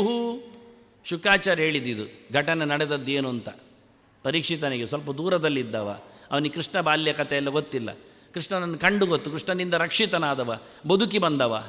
ಹಾಗಾಗಿ ಕೃಷ್ಣನ ಬಗ್ಗೆ ಕೇಳುವಾಗ ಹೇಳುತ್ತಾರೆ ಶುಕಾಚಾರ್ಯರು, ಅವನು ಹುಟ್ಟಿದ ಕಥೆಯಲ್ಲಿ ಗಮ್ಮತ್ತೇನಾಯಿತು ಕೇಳಿದರೆ, ಮರುದಿನ ಒಬ್ಬರಿಗೊಬ್ಬರಿಗೆ ಹಾಲು ಮೊಸರು ತುಪ್ಪ ಎಲ್ಲ ಗಡಿಗೆ ಗಡಿಗೆ ಅಭಿಷೇಕ ಆಗಿದೆ, ಪಂಚಾಮೃತ ಅಭಿಷೇಕ ಗೊಲ್ಲರಿಗೆ ಗೊಲ್ಲತ್ತಿಯರಿಗೆ ಆಗಿದೆ ಕೃಷ್ಣನ ಹೆಸರಿನಲ್ಲಿ. ಕೊನೆಗಿಲ್ಲ ಆದರೆ ಏನಾಯಿತು, ಖಾಲಿ ಆದ ನಂತರ ಮತ್ತೆ ಗೋಮೂತ್ರ ಅಭಿಷೇಕ ಏನಾಗಲಿ ತಪ್ಪೇನಿಲ್ಲ.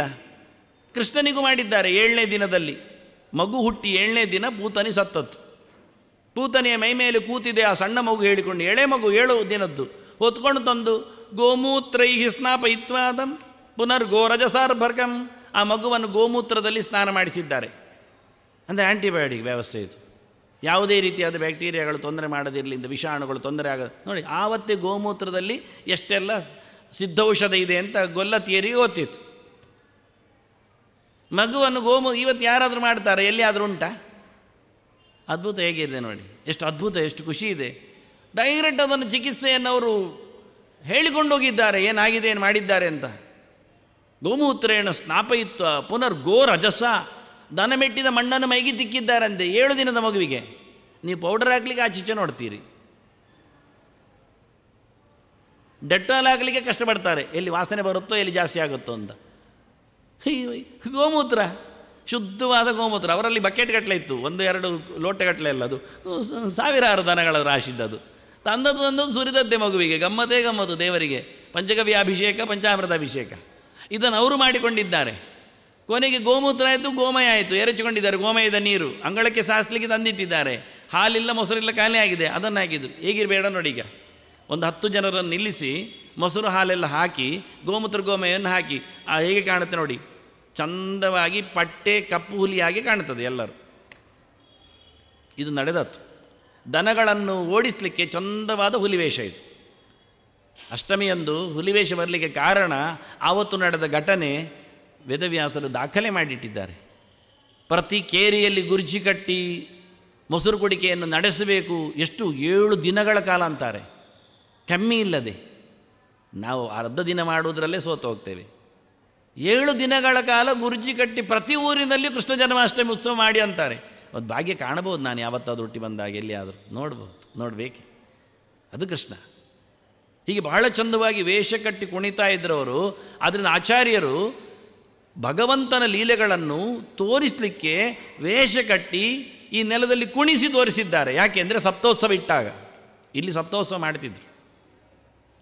ಆಚಾರ್ಯ ಹೇಳ್ತಾರೆ, ಸಪ್ತೋತ್ಸವ ಮಾಡುವಾಗ ಎಲ್ಲೆಂದೆಲ್ಲಿಂದ ಊರಿಂದ ಜನ ಬರ್ತಾರೆ, ಬಂದವರಿಗೆಲ್ಲ ಊಟದ ವ್ಯವಸ್ಥೆ ಮೊದಲು 7 ದಿನ ಮತ್ತೆ 7 ದಿನ ಆಗಬೇಕು ಅಂತಾರೆ.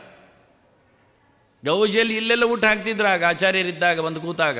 ಇದು ನೆಲ ಮಣ್ಣೇ ಆಗಿತ್ತು, ನಾನೇ ಊಟ ಮಾಡಿದ್ದೇನೆ ಈ ಮಣ್ಣಿನ ನೆಲದಲ್ಲಿ 10-50 ವರ್ಷದ ಕೆಳಗೆ. ಹೋದ ಜನ್ಮದಲ್ಲಿ ಅಲ್ಲ, ಈ ಜನ್ಮದಲ್ಲಿ ಅಷ್ಟು ಗೌಜಿ ಇತ್ತು ಕೃಷ್ಣನ ಊಟ ವ್ಯವಸ್ಥೆ, ಪ್ರಸಾದ ವಿತರಣೆ ಅಂದರೆ ನೆಲದಲ್ಲಿ ಮಣ್ಣು.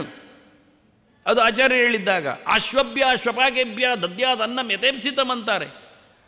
ಆ ಉತ್ಸವದ ಸಂದರ್ಭದಲ್ಲಿ ಎಲ್ಲೆಂದರಲ್ಲಿ ಬಂದವರಿಗೆಲ್ಲ ಬಾಗಿಲು ತಡೆದು ಕನಕನಿಗೆ ಬಿಡ್ಲಿಂದ ಹೇಳುವವರು ಯಾರೂ ಇಲ್ಲ, ಮೂರ್ಖರು. ಆಚಾರ್ಯ ಮಧ್ವರ ದಾಖಲೆ ಇದೆ ಗೆರೆ. ನಿಮ್ಗೆ ಎಲ್ಲಿ ದಾಖಲೆ ಇದೆ ಕೇಳಬೇಕಲ್ಲ ನಾನು. ಕನಕನಿಗೆ ಬಿಡಲಿಲ್ಲ ಅಂತ ದಾಖಲೆ ಕೊಡಿ, ಊಟ ಹಾಕಲಿಲ್ಲ ಎನ್ನುವುದಕ್ಕೆ ಪ್ರಮಾಣ ಕೊಡಿ. ನಾನು ಕೊಡ್ತೇನೆ ಊಟ ಹಾಕಿದ್ದಾರೆ ಹೇಳಲಿಕ್ಕೆ. ಆಚಾರ್ಯ ಮಧ್ವರು ಏನು ಹೇಳ್ತಾರೆ ಅಂದರೆ ಆಶ್ವಭ್ಯ ಆಶ್ವಪಾಕೇಭ್ಯ ದದ್ಯಾದನ್ನಂ ಯಥೇಪ್ಸಿತಂ ಸಗೃತಂ. ಅವ್ರು ಹೇಳ್ತಾರೆ ಸಸಿತಾಧಿಕಂ, ಭಕ್ಷ್ಯ ಹಾಕಿ ತುಪ್ಪ ಹಾಕಿ ಪಾಯಸ ಹಾಕಿ ಊಟ ಹಾಕಿ ಅಂದಾರೆ ಅವರು. ಶಬ್ದವನ್ನು ಹೇಳ್ತಾರೆ, ಕೇವಲ ಸಾರು ನೀರು ಅಲ್ಲ. ತುಪ್ಪ ಭಕ್ಷ್ಯ ಪಾಯಸದ ಜೊತೆಯಲ್ಲಿ ಆಶ್ವಭ್ಯ. ಕೆಲವು ದೂರದ ಮನೆಯಿಂದ ಬಂದವರೆಲ್ಲ ಅವರ ಬೆನ್ನ ಹಿಂದೆ ನಾಯಿಗಳು ಬಂದಿರ್ತಾವೆ, ಅವುಗಳಿಗೂ ಊಟ ಹಾಕಿ ಅಂತಾರೆ ಅವರು. ಹೊಡೆದು ಓಡಿಸಬೇಡಿ ಹೇಳುವುದಿಲ್ಲ. ಅವ ರಾಮ ಆಗಿದ್ದವಲ್ವಾ ಕೃಷ್ಣ. ರಾಮನ ಕಾಲದಲ್ಲಿ ಒಂದು ಘಟನೆ ನಡೆದಿತ್ತಲ್ಲ, ಒಂದು ನಾಯಿ ಬಂತು. ಲಕ್ಷ್ಮಣ ಕೇಳ್ತಾನೆ ಏನು ಅಂತ ಹೇಳಲಿಕ್ಕೆ ರಾಮನಲ್ಲಿ ಅಂತು. ಹೋಗಿ ಹೇಳಿದ ರಾಮನಲ್ಲಿ, ಒಂದು ನಾಯಿ ಬಂದಿದೆ ನಿನ್ನ ಹತ್ರ ಹೇಳಬೇಕಂತೆ ಅಂತ. ಕಳಿಸು ಅಂದ. ಬಂದು ನಾಯಿ ಹೇಳಿತು, ನನಗೆ ಒಬ್ಬ ದಂಡಿ ಭಿಕ್ಷುಕ ಬೀದಿಯಲ್ಲಿ ಬೇಡುವವ, ದಂಡಿ ಅಂದರೆ ಸನ್ಯಾಸಿ, ಹೊಡೆದಿದ್ದಾನೆ ಸಮ. ಮಂಡೆ ಗಾಯ ಆಗಿದೆ, ಒಡೆದಿದೆ ಮಂಡೆ. ಹೊಡೆದ ಪೆಟ್ಟು ಹೇಳ್ತದದು. ನಾನೇನು ಮಾಡಿಲ್ಲ. ಅದರ ಹೆಸರು ಹೇಳಿದ ಸರ್ವಸಿದ್ಧ ಅಂತೇನು ಹೆಸರವನತ್ತು. ಕರಿ ಅಂದ ಬಂದವ. ಕೇಳುತ್ತಾನೆ ರಾಮ, ನಾಯನ್ನು ತೋರಿಸಿ ಹೊಡೆದದ್ದು. ಹೌದು ಅಂದವ. ಸುಳ್ಳು ಹೇಳಲಿಕ್ಕಿಲ್ಲ, ಸುಳ್ಳು ಹೇಳೋದಿಲ್ಲ. ಅದು ಮನುಷ್ಯ, ಮನುಷ್ಯ ಅದು ಮನುಷ್ಯ. ನಾನು ಹೇಳೋದು ಮನುಷ್ಯ ಅಂದರೆ ಅದು ಸುಳ್ಳು ಹೇಳೋದಿಲ್ಲ ಅಂತ. ಇಲ್ಲ ಅಂದ, ಹೊಡೆದಿದ್ದೇನೆ ಅಂದ. ಯಾಕೆ ಅಂದ, ನನಗೆ ಭಿಕ್ಷೆ ಸಿಗಲಿಲ್ಲ, ಕೋಪ ಬಂತು. ಇದು ನಾಯಿ ಇತ್ತು, ಆಚೆ ಹೋಗಿ ಹೇಳಿದೆ, ಅದು ಹೋಯಿತು, ಬದಿಯಲ್ಲಿ ಅಡ್ಡ ನಿಂತಿತ್ತು. ಅಂದರೆ ಎಲ್ಲಿಯೋ ಬದಿಯಲ್ಲಿ ಅಡ್ಡ ನಿಂತಿತ್ತಂತೆ ಅವನಿಗೆ, ಅದು ಸಿಟ್ಟು ಬಂತವನಿಗೆ, ಹೊಡೆದಿದ್ದೇನೆ ಅಂದ. ವಸಿಷ್ಠ, ವಾಮದೇವ ಇವರೆಲ್ಲ ಕೂತಿದ್ದಾರೆ. ರಾಮ ಕೇಳಿದ, ಏನು ಶಿಕ್ಷೆ ಅಂತ. ಅವರು ಹೇಳಿಬಿಟ್ರು ಶಿಕ್ಷೆ, ಬ್ರಾಹ್ಮಣ ದಂಡ್ಯನಲ್ಲ ಅಂತ. ನಾಯಿಗೆ ಹೊಡೆದಿದೆ, ಇವನಿಗೆ ಹೊಡಿಬಾರದು ಅಂತ. ಯಾಕೆ, ಅವನು ಬ್ರಹ್ಮಜ್ಞಾನಿ, ಕಲೀಲಿಕ್ಕಿದ್ದಾನೆ, ಕಲಿತಾ ಇದ್ದಾನೆ, ಕಲಿಯುವವ. ಅವನಿಗೆ ಹೊಡೆಯುತ್ತದೆ, ನಾನು ದೇಹದಂಡನೇ ಇಲ್ಲ ಅವನಿಗೆ, ಶಾಸ್ತ್ರ. ನಾಯಿ ಕೇಳ್ತಾ ಉಂಟು. ನಾಯಿ ಹೇಳ್ತದೆ ರಾಮನ ಹತ್ರ, ನಾನು ಹೇಳಲಿಯಾ ಅಂತ. ಹೇಳು ಅಂದ. ಅವನಿಗೆ ಕಾಲಂಜರದಲ್ಲಿ, ಮೊನ್ನೆ ಕಾಲಂಜರದ ಬಗ್ಗೆ ಮಾತಾಡಿದ್ದೆ ನಾನು. ಕಾಲಂಜರದಲ್ಲಿ ಅವನಿಗೆ ಕೌಲಪತ್ಯ, ಕುಲಪತಿತನ, ದೇವಸ್ಥಾನದ ಆಡಳಿತ ಮುಕ್ತೇಸರನ್ನಾಗಿಸಬೇಕು ಅಂತ, ಸೂಪರ್ವೈಸರ್, ಫುಲ್ ಚಾರ್ಜ್ ಮಾಡಬೇಕು ಅಂದಿತ್ತು. ರಾಮ ಆಯಿತು ಅಂದ. ಆನೆ ಮೇಲೆ ಕುಳ್ಳಿರಿಸಿ ಅವನನ್ನು ಅಲ್ಲಿಗೆ ಕಳಿಸಿದರು. ಅವು ಭಿಕ್ಷುಕ, ನೋವನ್ ಎಲೋನ್. ಅವನನ್ನು ಆ ಪ್ರದೇಶಕ್ಕೆ ಆನೆ ಮೇಲೆ ಕುಳ್ಳಿರಿಸಿ, ಅಂದರೆ ಅಧಿಕಾರ ವ್ಯವಸ್ಥೆ ರಾಮ ಮಾಡಿದ. ಎಲ್ಲರೂ ಮೋರೆ ನೋಡಿದರು, ಇದೆಂಥದ್ದು, ಇದು ದಂಡನೆಯ, ಇದು ಪುರಸ್ಕಾರವ? ನಾಯಿ ಹತ್ರ ಕೇಳು ಅಂದರು. ನಾಯಿ ಹೇಳ್ತದೆ, ನಾನು ಅಲ್ಲಿದ್ದೆ, ಅದೇ ಪೋಸ್ಟ್, ಇದೀಗ ನನ್ನ ಸರ್ತಿ. ಬ್ರಹ್ಮಸ್ವ ದೇವಸ್ವ ಎಲ್ಲ ನುಂಗಿದಾಗ ಆಗುವ ಪರಿಸ್ಥಿತಿ ಇದುವೇ, ದಾರಿಯಲ್ಲಿ ಬಂದಾಗ ಮಂಡೆ ಹೊಡಿತಾರೆ, ಅವನಿಗೆ ಆಗಲಿ ಅಂತ. ನಾನೇನು ಪಟ್ಟೆ ಪಾಡು ಅದು ಅವನಿಗೆ ಆಗಬೇಕು, ನಾ ಹೇಳಿತ್ತು. ಮತ್ತು ಅದು ಹೋಗಿ ತಪಸ್ಸು ಮಾಡಿ ತನ್ನ ಪ್ರಾಣವನ್ನು ಕಳ್ಕೊಂಡಿತ್ತು. ಕಾಶಿಗೆ ಬಂದು ನಿರಶನ ವ್ರತ ಮಾಡಿ, ಕತೆ ನಾನು ಮಾತ್ರ ಪೂರ ಹೇಳ್ತಾ ಇದ್ದೇನೆ. ಅದಕ್ಕಾಗಿ ನೋಡಿಕೊಂಡು ಬಂದು, ನಾಯಿಯನ್ನು ನೋಡ್ತೇನೆ ಕೆಲವೊಮ್ಮೆ, ನೋಡಬೇಕಾಗತ್ತೆ. ಹಾಗೆ ಕೃಷ್ಣ ತನ್ನ ಪ್ರೀತಿಯಂತೆ ಆಚಾರ್ಯ ಮಧುರು ಹೇಳುತ್ತಾರೆ, ಆಶ್ವಭ್ಯ ಕೃಷ್ಣನ ಪ್ರಸಾದಕ್ಕೆ ನಾಯಿಯು ಪಾತ್ರವೇ, ಬಂದಿದೆ ಊಟ ಹಾಕು. ನಾಯಿ ಬೇಯಿಸಿ ತಿನ್ನುವವರು ಬಂದಿರಬೇಕು, ಊಟ ಹಾಕು, ದೇವರ ಪ್ರಸಾದ. ಕೃಷ್ಣನ ಮೇಲೆ ಪ್ರೀತಿಯಿಂದ ಬಂದ ಅಂದರೆ ಕೃಷ್ಣ ಭಕ್ತ. ಜಾತಿ ನೋಡಿಕೊಂಡು ಇಲ್ಲಿ ಊಟ ಹಾಕ್ತಿರಲಿಲ್ಲ, ದುಡ್ತಿರಲಿಲ್ಲ. ಅದು ವಾದಿರಾಜರ ಕಾಲದಲ್ಲಿ ಹೇಳಬೇಕ ನಾನು. ತುಂಬ ಪರಿಷ್ಕಾರ ಮಾಡಿದವರು, ಸಾಮಾಜೀಕರಣಗೊಳಿಸಿದವರು. ಒಂದೊಮ್ಮೆ ಮಡಿವಂತಿಗೆ ಇದ್ದರೂ ಅದನ್ನೆಲ್ಲ ಹಿರಿದಾಗಿಸಿ ಚಂದ ಮಾಡಿ ತೋರಿಸಿಕೊಟ್ಟವರು ವಾದಿರಾಜರು ಒಂದು ದೃಷ್ಟಿಯಿಂದ. ಅದು ಬಹಳಷ್ಟು ಚಳವಳಿಗಾರರವರು. ನಮ್ಗೆ ಗೊತ್ತು, ಮುಸ್ಲಿಮರ ಜೊತೆಯಲ್ಲಿ ಅಂತ ಅವರದ್ದು ವಿಶೇಷಗಳಿತ್ತು. ಒಂದಿಷ್ಟು ಸಂಪತ್ತು ತಂದಾಕಿದರೆ ಅವ್ರು ಹೇಳ್ತಾರೆ ಬೇಡ ಅಂತ. ಇಲ್ಲ ಅಂತ ಒಂಟೆ ಮೇಲೆಲ್ಲ ಕಳಿಸಿಕೊಟ್ಟದ್ದನ್ನೆಲ್ಲ, ದಿಲ್ಲಿ ನವಾಬ ಕಳಿಸಿಕೊಟ್ಟದ್ದನ್ನೆಲ್ಲ ಇಲ್ಲೇ ತಕ್ಷಕನ ಗುಡಿಯಲ್ಲಿ ಹೊಂಡದೊಳಗೆ ಹಾಕಿ 3 ಕಡೆ ಗುಹೆಯರುಂಟು. ಉಡುಪಿಯಲ್ಲಿ ತಕ್ಷಕನ ಗುಹೆ, ಗೋಕರ್ಣದಲ್ಲಿ ಒಂದು ಗುಹೆ, ಕರ್ಕೋಟಕನದ್ದು, ಮತ್ತು ಸುಬ್ರಹ್ಮಣ್ಯದಲ್ಲಿ ಒಂದು ಗುಹೆ ವಾಸುಗಿದ್ದು. 3 ಕಡೆಗೂ ತ್ರಿಗರ್ತ, 3 ಪ್ರದೇಶಗಳು, 3 ಗುಹೆಗಳು, 3 ಹಾವುಗಳದ್ದು. ಇಲ್ಲಿನ ಹಾವು ಗಲಾಟೆ ಮಾಡ್ತಿತ್ತು, ಮೇಲೆ ಬಂದ ತಕ್ಷಣ ಗಾಳಿ ಬಿಡ್ತಾ ಇತ್ತು, ಇಲ್ಲಿಯವರಿಗೆಲ್ಲ ಉಸಿರು ಕಡ್ತಾ ಇತ್ತು, ವಿಷದ ವಾತಾವರಣ ಬರ್ತಿತ್ತು. ವಾದಿರಾಜರ್ತ ದೂರು ಕೊಟ್ಟರು. ಅಷ್ಟೊತ್ತಿಗೆ ಸಂಪತ್ತು ಬಂತು ಅಲ್ಲಿಂದ ಒಂದಿಷ್ಟು ರಾಶಿ. ವಾದಿರಾಜರು ಉಪಾಯ ಮಾಡಿದರು, ಈ ಮಾಟೆ ಒಳಗೆ ಹಾಕಿಬಿಡುವ ಸಂಪತ್ತು, ಬೇಕಾದಾಗ ಕೃಷ್ಣ ಮಠದ ಜೀರ್ಣೋದ್ಧಾರಕ್ಕೆ ತೆಗಿಬಹುದು ಅಂತ ಹೇಳಿ ಅದರ ಮೇಲೆ ಕಲ್ಲು ಮುಚ್ಚಿದ್ರು, ಚಪ್ಪಡಿ, ತಕ್ಷಕನಿಗೆ ಬಾರದಂತೆ ಮಾಡಿದರು. ಅವ ದೇವ ಇದು ಸಾಯಲಿಕ್ಕಿಲ್ಲ ಅವನು. ಅದರ ಮೇಲೆ ಒಂದು ನಾಗಪಣವನ್ನು ಇಟ್ಟರು. ನನ್ನ ದೃಷ್ಟಿಯಲ್ಲಿ ಅವರು ಇಟ್ಟದ್ದು ಪಂಚಲೋಹದ್ದು ಪಣ, ಅಲ್ಲಿದೆ, ಅದು ಎಡೆಯಲ್ಲಿದೆ, ನಾನು ನೋಡಿದ್ದೇನೆ. ನನ್ನ ನಾಗ ಸಮೀಕ್ಷೆಯಲ್ಲಿ ಅದರ ಚಿತ್ರ ಎಲ್ಲ ಕೊಟ್ಟಿದ್ದೇನೆ ನಾನು. ಆದರೆ ಇಲ್ಲಿರುವುದು ತಕ್ಷಕನ ಗುಡಿ. ತಕ್ಷಕ ಎನ್ನುವ ಒಬ್ಬ ಹಾವು, 8ರಲ್ಲಿ ಒಬ್ಬ. ಆ 8ರನ್ನು ಹೊರಗೆ ತಂದದ್ದು ನಾನೇ ಮತ್ತೆ ಗಮ್ಮತ್ತು ಮಾಡಿ ಹುಡುಕಿಕೊಂಡು ಮಾಟೆಯಿಂದ. ಶೇಷ, ವಾಸುಕಿ, ತಕ್ಷಕ, ಕರ್ಕೋಟಕ, ಪದ್ಮ, ಮಹಾಪದ್ಮ, ಶಂಖಪಾಲ, ಕುಲಿಕ ಅಂತ ಈ 8 ನಾಗಗಳು ನಿಜವಾದ ನಾಗಗಳು. ಇವತ್ತು ಯಾರು ಅದನ್ನು ಕರೆಯುವುದಿಲ್ಲ. ನಾನು ಹೇಳಿದ ನಂತರ ಕರೆಯೋರು ಶುರು ಮಾಡಿದ್ದಾರೆ ಸುಮಾರು ಜನ. ನಾನೊಂದು 10-20 ವರ್ಷ ಆಯಿತು ಅದನ್ನು ಕೊಟ್ಟು. ಅದಕ್ಕೋಸ್ಕರ 50 ಗ್ರಂಥಗಳನ್ನು ಮುಟ್ಟಿದ್ದೇನೆ, ಮಾತಾಡಿಸಿದ್ದೇನೆ. ಅದರ ಹಿಂದೆ ಇದ್ದದ್ದು ಪೂರ ಬೋಗಸ್ಸೆ, ಸುಳ್ಳೆ. ಅದೆಲ್ಲ ಆ ಪುಸ್ತಕ ನೋಡಿ ನಾಗ ಸಮೀಕ್ಷೆಯಲ್ಲಿದೆ. ಇವತ್ತು ಮಾಡೋದು ಎಲ್ಲ ಕಡೆ ಮೆಲ್ಲ ಕೇಳಿಕೊಳ್ಳಿ. ಅದು ರಾಮನಾಥಾಚಾರ್ಯ ಹೇಳಿದಂತೆ ನಾಗಗಳು ಉಂಟಾ ಕೇಳಿ. ಆಗ ಒಂದು ಮುಸುಂಡು ಮೂರ ಎಲ್ಲ ಮಾಡಿಕೊಂಡು ಹೇಳ್ತಾರೆ ಅವು ಅಂತ ಹೇಳ್ತಾರೆ. ಆಗ ಅಂದು ಗೊತ್ತಿರೋದಿಲ್ಲ, ಅವರಿಗೆ ಅರ್ಥ ಆಗುತ್ತೆ ಬಿಡಿ. ಹೌದಾದರೆ ಹೆಮ್ಮೆಯಿಂದ ಹೇಳಿಕೊಡ್ತಾರೆ, ಹೌದು ಚೆನ್ನಾಗಿದೆ ಅಂತ.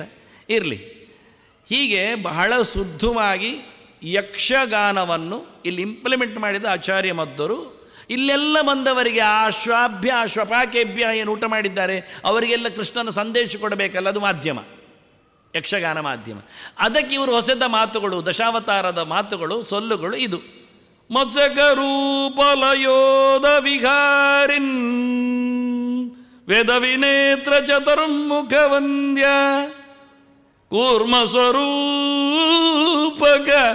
ಮಂದರಧಾರಿನ್. ಎಷ್ಟು ಚೆನ್ನಾಗಿಲ್ಲ ಯಕ್ಷಗಾನ. ನನಗೆ ಬರ್ತದೆ, ಹೇಳೋದಿಲ್ಲ, ಕುಣಿದಿದ್ದೇನೆ, ಕುಣಿಯುವುದಿಲ್ಲ. ಈಗ ಆಚಾರ್ಯ ಮಧ್ವರು ಹೊಸದ ಯಕ್ಷ ರೂಪಗಾನ ಚಿಂತನೆ ದಶಾವತಾರದ ಎಷ್ಟದು. ಇದು ಒಂದೇ ಅಲ್ಲ, ಇನ್ನೆಷ್ಟೋ. ದೇವಕಿ ನಂದನ ನಂದಕುಮಾರ ಬೃಂದವನಾಂಚನ ಗೋಕುಲ ಚಂದ್ರ ಕಂದಬಲಾಶನ ಸುಂದರ ರೂಪ ನಂದಿತ ಗೋಕುಲ ಗೋಕುಲ ಗೋಕುಲ ಗೋಕುಲ ಗೋಕುಲ ವಂದಿತ ಪಾದ. ಅಷ್ಟ ತಾಳಕ್ಕೆ ಬಹಳ ಅದ್ಭುತವಾದ ಸ್ಟೆಪ್ಸ್ಗಳದು. ಆನಂದ ಮುಕುಂದ ಅರವಿಂದ ನಯನ ಆನಂದ ತೀರ್ಥ ಪರಾನಂದ ವರದ ಆನಂದ ತೀರ್ಥ ಪರಾನಂದ ವರದ ಪರಾನಂದ ವರದ ಪರಾನಂದ ವರದ. ನಾಳೆ ಶ್ರೀಕೃಷ್ಣಾರ್ಪಣ. ನಾರಾಯಣ ನಾರಾಯಣ ನಾರಾಯಣ.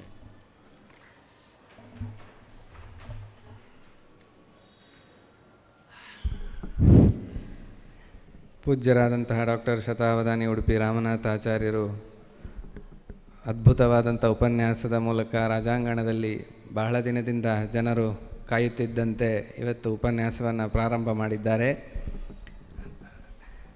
ಭಗವದ್ಗೀತೆಯಲ್ಲಿ ಕೃಷ್ಣ ಪಾರಮ್ಯದ ಕುರಿತಾಗಿ ಮಂಗಳ ಶ್ಲೋಕದ ಉಪನ್ಯಾಸವನ್ನು ಇಂದು ಪ್ರಾರಂಭ ಮಾಡಿದ್ದಾರೆ. ಆಚಾರ್ಯರಿಗೆ ಎಲ್ಲರ ಪರವಾಗಿ, ಶ್ರೀಮಠದ ಪರವಾಗಿ ತುಂಬ ಹೃದಯದ ನಮಸ್ಕಾರಪೂರ್ವಕ ಧನ್ಯವಾದಗಳು. ಕೇಳಿ ಸಂತಸಪಟ್ಟಂತಹ ಎಲ್ಲ ಜಿಜ್ಞಾಸುಗಳಿಗೂ ಕೂಡ ಧನ್ಯವಾದಗಳನ್ನು ಹೇಳ್ತಾ ನಾಳಿನ ದಿನ 5:05 ಸರಿಯಾಗಿ ಪ್ರಾರಂಭ ಉಪನ್ಯಾಸ ಆಗ್ತದೆ ಅಂತ ಹೇಳ್ತಾ ಶ್ರೀಕೃಷ್ಣಾರ್ಪಣ.